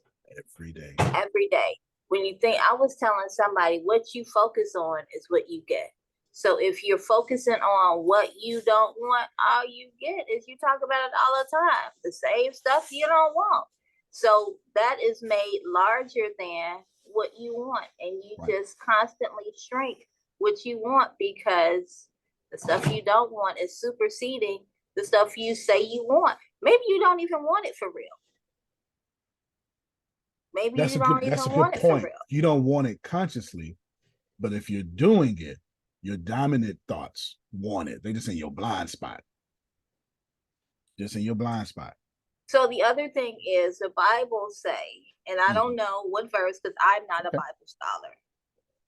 It's okay. Grace is. You could, right? Someone is, a bunch of you is, not me though. It's not me. She is not me. You can have what you say. Yes. But why are you wasting your breath saying stuff if you don't believe that you can have it? Just say, I'm gonna get what I don't want. Right. Now I'm gonna go back to my little window. No, that's a good point. No, that's a good point. We do that in religious circles. We practice religion instead of actually being that religion. We practice it well. We say the lofty words. We are the synagogues. Grace, we are the heathens. No, the being as the Pharisees in the corners of the street, praying loudly. That's us. Go ahead, Deanna. Okay, so in doing this comes back to something that you were reading earlier. No, it was the 2 Bible verses that Mr. Phil read, which corresponds with the Bible studies I've been having with your dad, which that means God's trying to tell you something. I know that as I was speaking that, it hit me. Okay, I'm gonna do that. And it's the works. It's about the works. Yes. The works. I know you. Yes. I got you. It just hit me like No, really I got you. hard. I got you. And then so because what made me say that was when you were saying, you know, what we see today is practiced religion. Well, what we see today, our creations are us collapsing on the practices of our lives instead of collapsing on what we really desire. Oh shoot. Okay, I'm gonna mute my mic now. Because I'm glad I it's got hitting you, because hit. what we really desire is the only I'm thing getting we're hit ever and it shut collapsing. me down. Yeah, no. What we really desire is the only thing we're ever collapsing. The problem is, Adonia, we just don't want to admit, but this is what I wanted. We don't want to admit that. But you can't collapse something you didn't measure. When you can't measure something, that's not in your worldview. I don't have a crack cocaine problem. You'll never be able to tempt me with it. It's just not in my worldview. I sent out videos today to Deanna, to Grace, to Monique, and Ashley. I sent out videos to all of them today. I'm going to play this thing on not that one. I'm going to play this, man, on camera. Then I'm going to play Steve Jobs, and that's how we're going to end with Steve Jobs. Right there. All right. Great. Send it to me in lineup. Send it to me in lineup. That'll be much easier for me. Yeah, I can't multitask like that. I don't have addiction to this no more, but I used to. I don't have an addiction to this no more. So you can't tempt me with what I'm about to show you. I don't have it. I don't have this problem. It's not in my worldview. I don't smoke cigarettes. It's not in my worldview. So I don't get to judge Renee for smoking cigarettes when I don't do it. I got to go to what's in my worldview to see how much power that has over me. Phil's addicted to learning. His number one drug habit is buying books. Now, I'm pretty sure if he looks at the bank statement, it was as expensive as cocaine in the 80s. Like that's his drug addiction. Learning. That's something you should probably get addicted to. So when you keep learning something so valuable, so positive, it's hard to have any negativity floating around in your life. You've built a worldview to where there's nothing but positivity. I'll show you. Susan gonna, as soon as I play this, Susan, you got 5 minutes to say whatever you want to say. It could be more, but you sure enough gonna have something to say after this. There's no doubt about it. Sugar in your teeth is called ADHD. Sugar in an adult's brain is called dementia and Alzheimer's. Sugar in your eyes is called glaucoma. Sugar in your teeth is called cavities. Sugar on your skin is called aging. Sugar in your sleep is called insomnia. Sugar in your blood is called diabetes. Excess sugar in your system is called cancer. Sugar on Wall Street, it's called billion-dollar industry. Addiction to sugar is 8 times more powerful than cocaine. Know who the real enemy is. Sugar in a baby's brain is called ADHD. We know this to be true. We got all the evidence for it. We know this to be true. It's the science, blah, blah, blah. You've heard it at some point. Since I've kicked my sugar addiction, you can't tempt me with it no more. Now I'm paused because ain't no way in hell Susan ain't got something to say about sugar. I take some credit on that, getting you off those Reese's. You should take all the credit. And I tried to do it gently, but yeah, I mean, even early this morning and yesterday morning, I'm looking at the store and I'm trying to make bigger what the ingredients are, because I don't buy nothing if there's any form of sugar. Yep. Any form. Because there's other alternatives. And so there's zero sugar coming through our house unless it's, from fruit. Right. Fructose is good, natural, in moderation, obviously. In moderation, yeah. Apples and things like that have more than blueberries. The berries are the best. But yeah, so I'm constantly, and like I said, I spent, I don't know how many days that I do this, all about, it's vegetarian, but it's all these physicians on there talking about what you said and what they treat and why.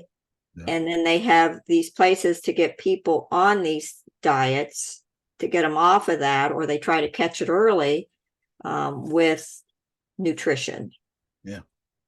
And we didn't have all this nonsense early on. No.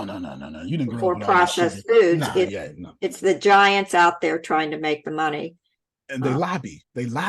Yeah. Yeah, they lobby and spend billions of dollars just to keep it going. That's a sin in itself. Yeah, California just banned Skittles and everything like it like yesterday. Yeah, I saw all that. Yeah. It's crazy. Yeah, it's crazy because it got the reds, all the stuff. But we know this. We already know the food in Europe is very different than the food in America. We already know that America is the most obese country in the world. An addiction. It's an addiction like other addictions. Crazy addiction. And then it's so addictive. Cocaine. It's so addictive, Adelia, that I say, come on, dude, let's go out. Let's get some dessert. It's so addictive that I con her to go with me. Let's go die together. I'll pay for it. Like, this is how addictive it is. That's how addictive. Let's go to Baskin and Robbins where they have 40-some choices. 40-some choices to kill ourselves. You can make really, when you really, really get into it, you can make really cool, healthy, very tasty desserts that, taste way better. But after you're done with sugar, when it's out of your body, it don't taste good anymore. It doesn't taste. Yeah, you don't want it. Sure doesn't. So it sure doesn't. But I think it's harder. I mean, it depends on the person. What addiction is hard to release. But the thing is, you're not releasing the amount of calories. You actually can have more. You can eat more. I mean, I eat a lot. I'm a big eater. But I eat healthy. What you can do because it's calories. Like I ate last night. I wanted something because I ate too early. I just took half a bagel, put some almond butter over it, and ate half of that. Because by the time I got to the half of it, I was full because my stomach was shrank. My stomach was shrank. What was that you put the almond butter on? Huh? A bagel. A wheat bagel, one of them natural ones. I can't remember. I don't remember the brand. I got to talk to you. Yeah, I had to look it up. Wheat's not good, and bagels are really bad. Well, I don't think it's wheat, but it's something like that. But yeah, bagels are heavy, and there's other stuff in them. You got to look at every single ingredient. You're getting feel my pain, Antonio. Yeah, I know, right? Hey, get the Ezekiel bread. Ezekiel bread. Put it on there. That's right. That's right. That's right. I want to play this video by Steve Jobs. This is how we're going to end. I'm going to give you the point of the video up front, though.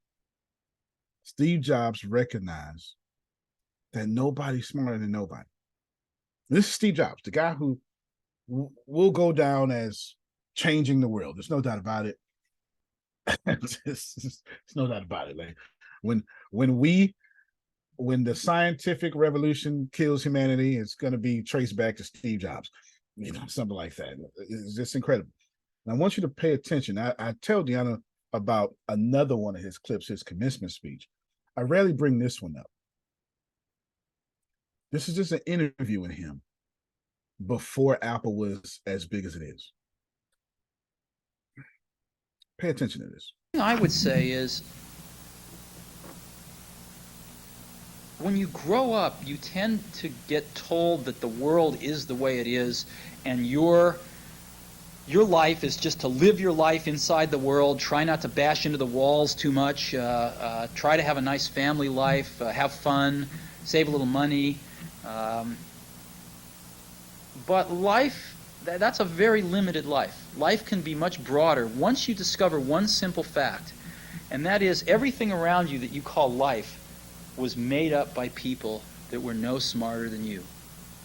And you can change it. You can influence it. You can build your own things that other people can use. And the minute that you understand that you can poke life and actually something will, if you push in, something will pop out the other side, that you can change it, you can mold it. That's maybe the most important thing. Man. Is to shake off this erroneous notion that life is there and you're just going to live in it, versus embrace it, change it, improve it, make your mark upon it. I think that's very important. And however you learn that, once you learn it, you'll want to change life and make it better, because it's kind of messed up in a lot of ways.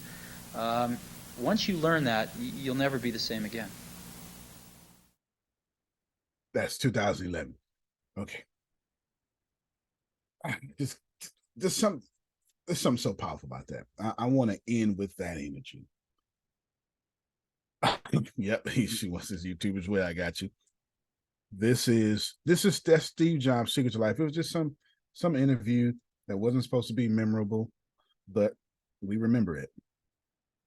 There it is right there. I'm talking specifically to any of you who realize today, you know what? Antonio may have a point with this superposition. I don't really like what I heard. I appreciate it, but I don't really like what I heard. I need to do something about that. So I'm talking specifically to any of you. When Steve Jobs recognized that there's nothing around him that people built that's smarter than him, he was able to poke and things came back. So I'm going to tell you what I'm doing right now that nobody knows, not Deanna. And Adonia, every day I do it, I look so stupid because I don't know what I'm doing. Like, I need you to receive that grace. I have embraced this feeling stupid and looking stupid. I've always done it, but I've become addicted to it now, Susan. This idea of looking stupid and feeling stupid, I pursue it now. It's like working out. You pursue the pain, you work out until you got to feel that pain. And when you know how it is when you work out and you don't hurt afterwards, you're like, oh man, I wasted my life. That was no workout. I wasted 45 minutes. That's what's stopping me. Yep. See, somebody just said that's what's stopping me, but no more. This idea of looking stupid and told me thank you. I'm not going to say who it was. I'm addicted now to feeling stupid and looking stupid because I know I went somewhere to where they said I'm not supposed to be. And I love it. I absolutely love it. I know I'm not supposed to be over there. And I love breaking rules. It's part of my nature. So then I get in there, Grace. And what I'm trying to do now is I'm attempting to create hardware. I don't even know. I don't know damn bit of how to create a cell phone or a computer. I keep trying to figure it out and I get nowhere. And every day, Janice, I feel stupid. And every day I go, yes, getting closer. I don't know what I'm doing. I have no idea what I'm doing. I kid you not. I am so confused in where I'm at right now in life trying to do these things. I'm so confused. But I've got a plan. I'm pulling the plan up right now. Half these things I can't do, Jerome. I ain't got no sense. I gotta ask Chat GPT, bro, what's the steps? I got 160 things. If you look at the top of this document, it says 160 tech scenarios for multiple streams of income. Can you see it, Grace? Grace, Yes. I ain't started on these in your vision, but I work on these every day. But every day I feel stupid. I'm trying to create my own video game system. I have no idea how to create a computer from scratch, because that's what a video game is. It's right here. It's right here. Create a video game and sell it in popular game platforms, and right under it, someone living under it said, you know what? Create your own video game. Like your own, not the game, like the system, Deanna. I'll just scroll randomly down. I don't know what number 120 says. Develop and sell an AI-powered content creation and curation tool for bloggers and content people. I'm not do that. Create and sell blockchain-based digital assets and marketplaces. I'm not do that. Develop AI-powered sentiment. This is emotion. Develop an AI-powered emotional analyzing tool for social media and marketers. I'm not do that. And if you get down here, Jerome, it's all techie. It gets like create a building and stuff.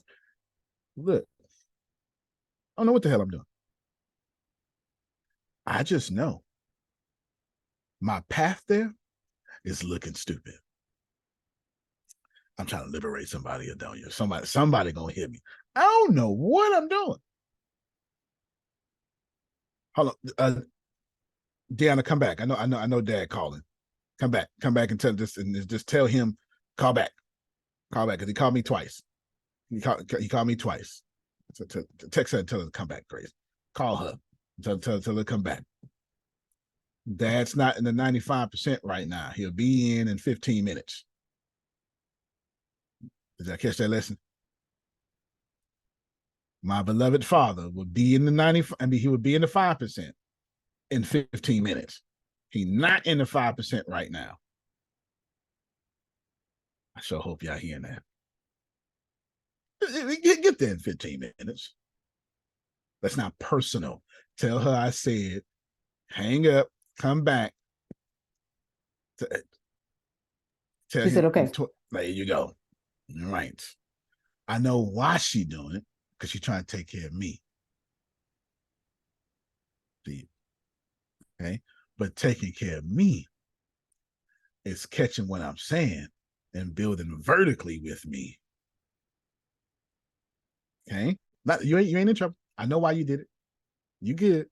But can you hear me? That's not in the 95%. I mean, he's not in the 5% right now. He'll be in the 5% in 15 minutes. Okay. If you suffer from looking stupid, feeling stupid, stupid around, stupid anything, if I said stupid and you got offended or it had you messed up, I'm talking to you. I'm absolutely talking to you. Okay. I'm absolutely talking. You ain't gonna play me.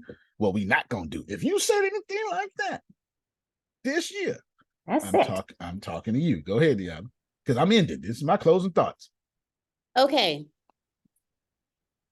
It's like I know once I actually do it, it's gonna be good. But it's the looking stupid doing it. Like I feel like I'm gonna look stupid, and when I think about doing it, I get a knot in my stomach.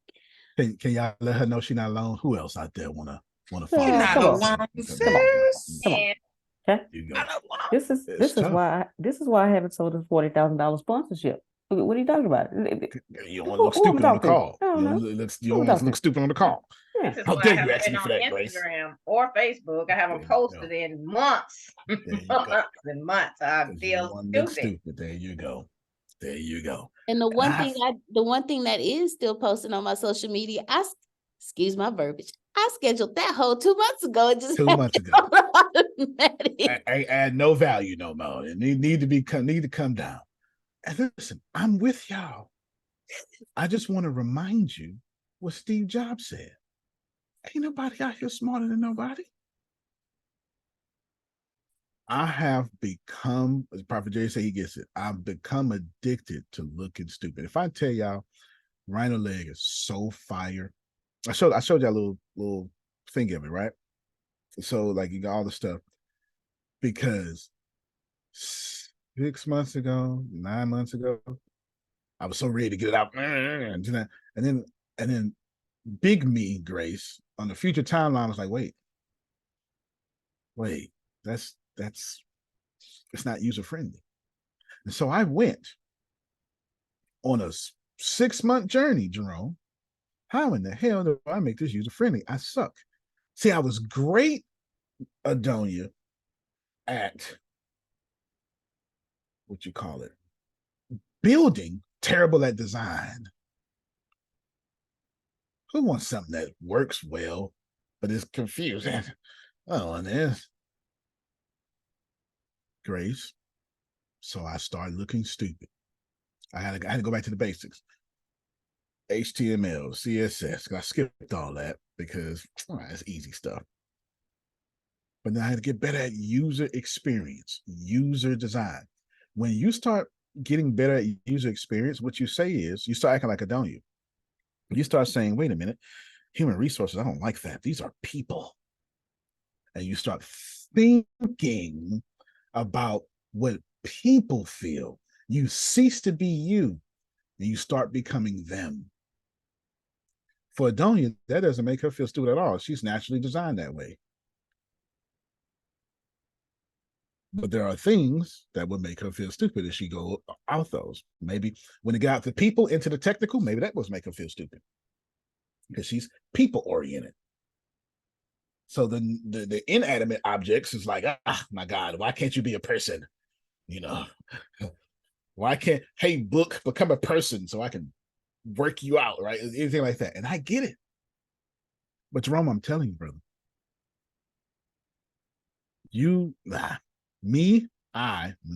I have enjoyed looking stupid, feeling stupid, privately and publicly. 100%. If you look at my Nike run out, I think this month I've done, I don't know, 24, 40 something miles. I'm trying to keep up with one of my friends in my club that I got.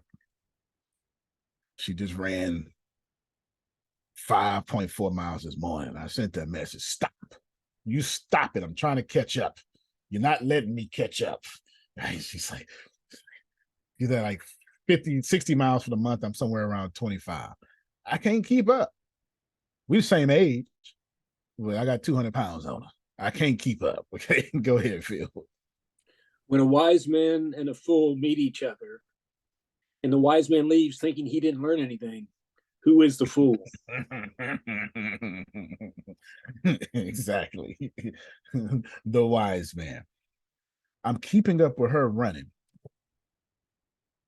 And I'm 50% behind her. And here's the crazy. I feel stupid every time. Susan's going to get this. I feel stupid every time I look at my run. I feel stupid every single time the Nike app go off my ear. It goes time, one. It goes one. It goes time. Something, 1 mile. It says in your ear. And every time it does it, though, I feel stupid. You know why? Because I'm literally running. Please hear this. I am running a turtle's pace. 25 minutes and 29 seconds is what it takes me to run a mile. Now, I remember what Adonia told me the other day.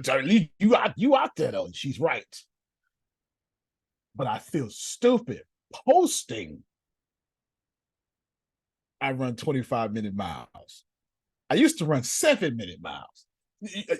I guess when you're competitive and you prideful, you know, maybe this ain't making sense to some of y'all, but it makes sense to me. I want to say, let me run these miles secretly. Antonio? Yes, ma'am. You would be stupid if you ran faster than that because your body's not ready for it and you would do harm. Absolutely. Good point. That's a very good point. For October, I'm at 20.4 miles. Okay, Antonio, now I got a comment. Come on, talk to me. You know, you know what I've gotten comfortable being is stupid. I'm now okay. At this point, what is stupid gonna do for me? Hopefully it's not gonna kill me. So, because I don't like being on camera, like I know you guys all know that. But at the end of the day, because I look stupid, well, I'm gonna be comfortable looking stupid. So I'm okay with it now. It took a long time for me to get there. But oh well, if it's stupid, at least I did what I committed to myself I'm gonna do. No, that's right. And that makes sense, right? No, and she's got a great point. I mean, she recognized. And here's the crazy thing is, we only look stupid to us, Grace. It's never outside. But we go outside and say they're gonna be looking at. They never get a chance to look at us and laugh at us because we too busy killing us in our heads.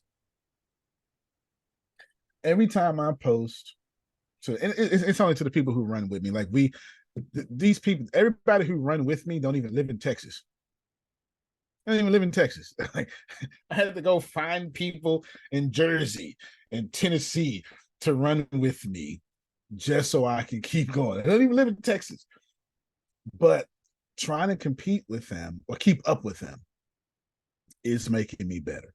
It is making me better. Now the good thing is I can run 4 miles nonstop.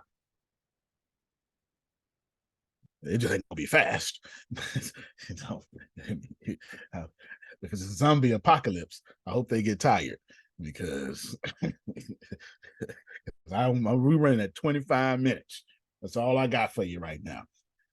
And it has everything to do with, and every time I think about it, give me 5 minutes, I'm done. Every time I think about it, I'm thinking about, man, I'm not as fast as I used to be. I ain't supposed to be as fast as I used to be. I'm 42.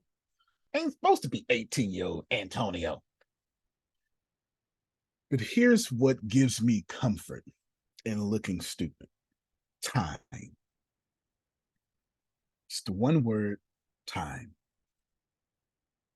I've stopped trying to lose or release weight to my standards. I've stopped trying to get these aggressive results. Jerome, 2 pounds a week, which is normal, which is healthy, which is, it takes 3,500 calories of burning to lose a pound. So that's 7,000 calories. 7,000 calories a week burning.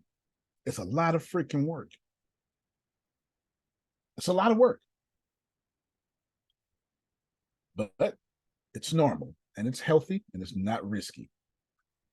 That's 2 pounds a week for a year ends up being 104 pounds. I need y'all to. Instagram then robbed us of taking it easy. Man, look at Susan all skinny. Yeah, she's been working on that. Her whole life, you see a picture and you competing with a picture. Nobody's smarter than this. I've just resolved to the reality I'm collapsing for myself is to have a body that looks great in a particular suit. 2 buttons, Italian cut. This is my goal. This is my goal.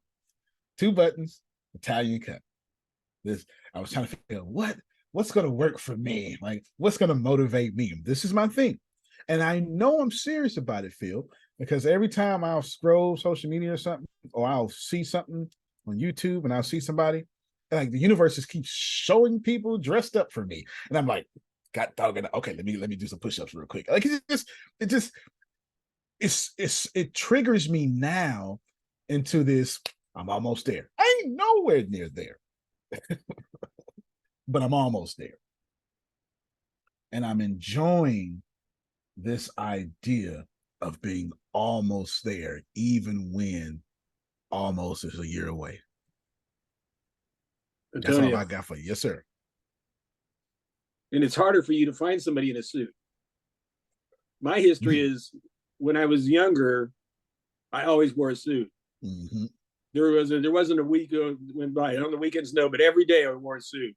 Yep. I haven't worn a suit in 3 years. For sure. For sure.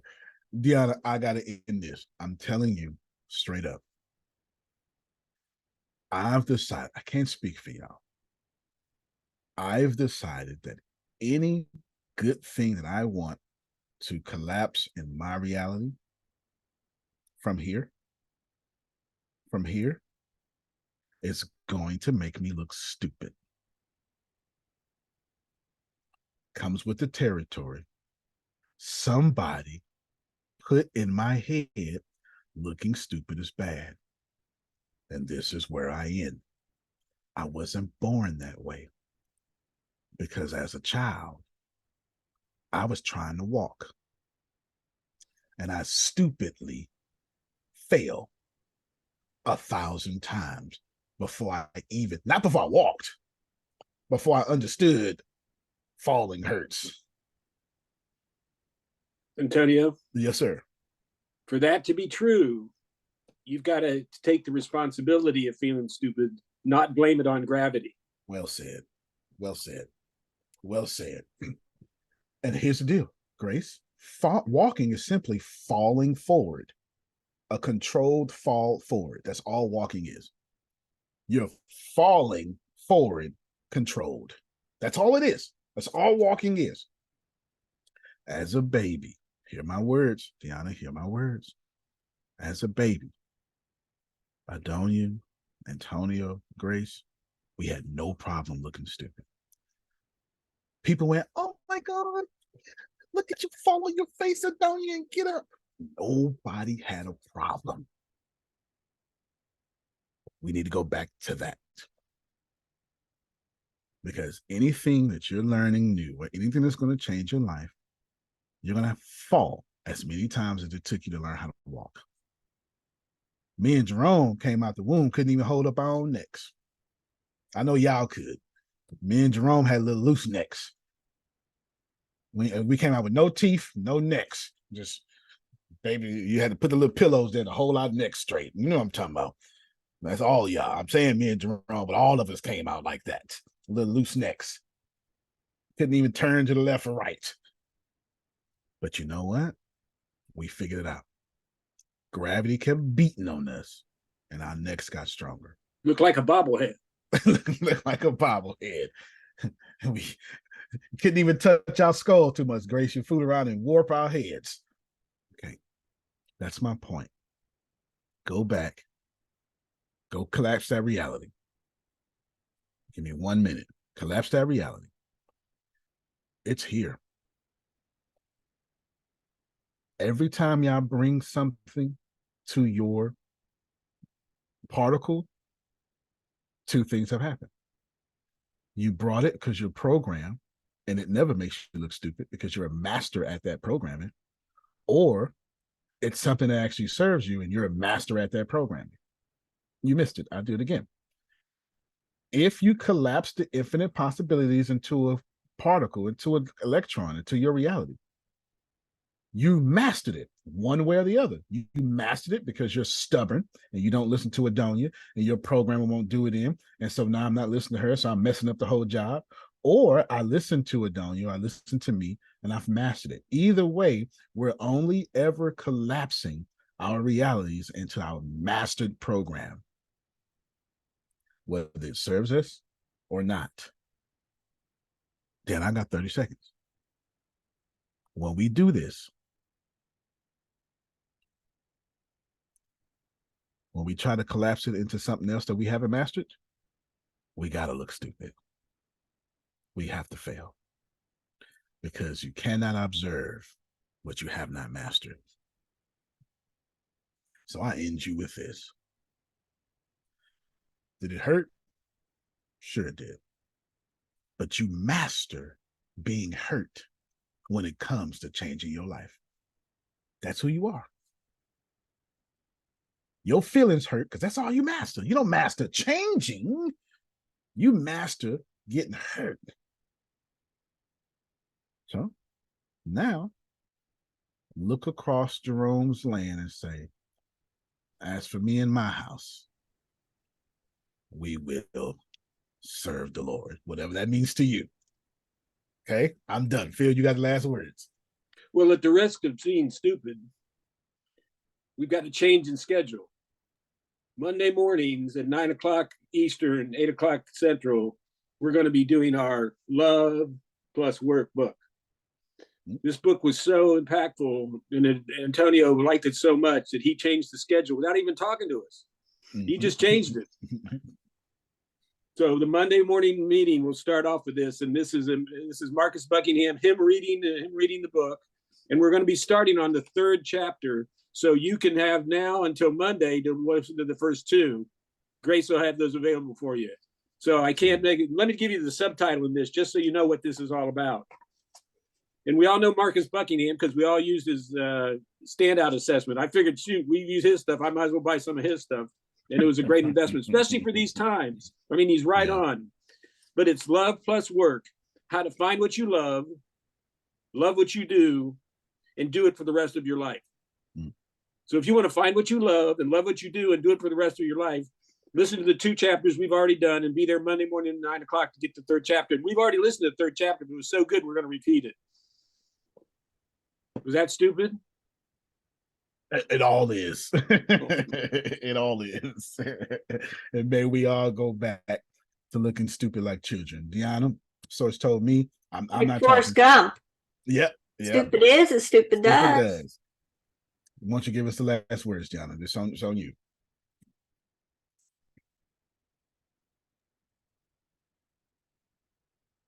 You don't look stupid, Deanna. Go ahead. Thank you.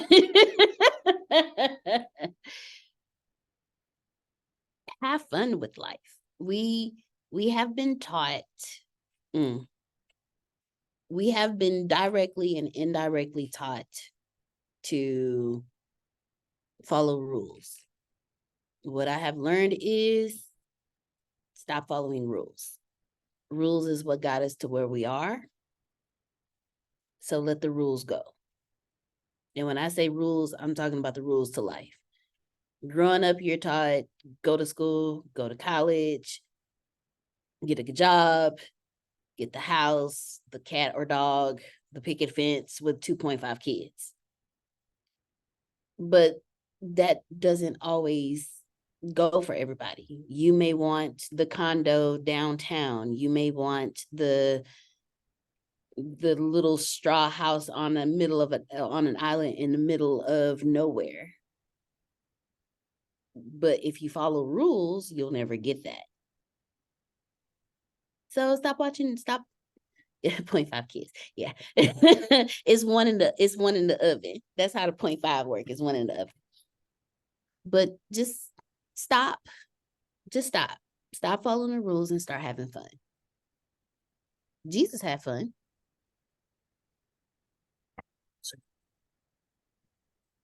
I'm gonna need it. Nope. I wasn't supposed to talk.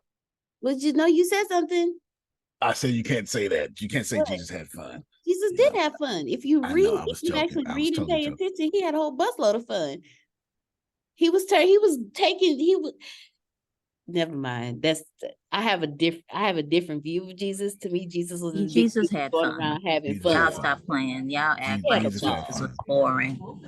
He made wine at the party. He was a fun guy. Charismatic. All right, Jesus Dana, go ahead. had fun. We can have fun. Jesus didn't live by rules. Therefore, why should we? Thank you all so much for coming out. You can plan better. You can dominate. And I hope that your imagination will always be a celebration of you. Love you. Right. Love you, everybody. Love you more. All right.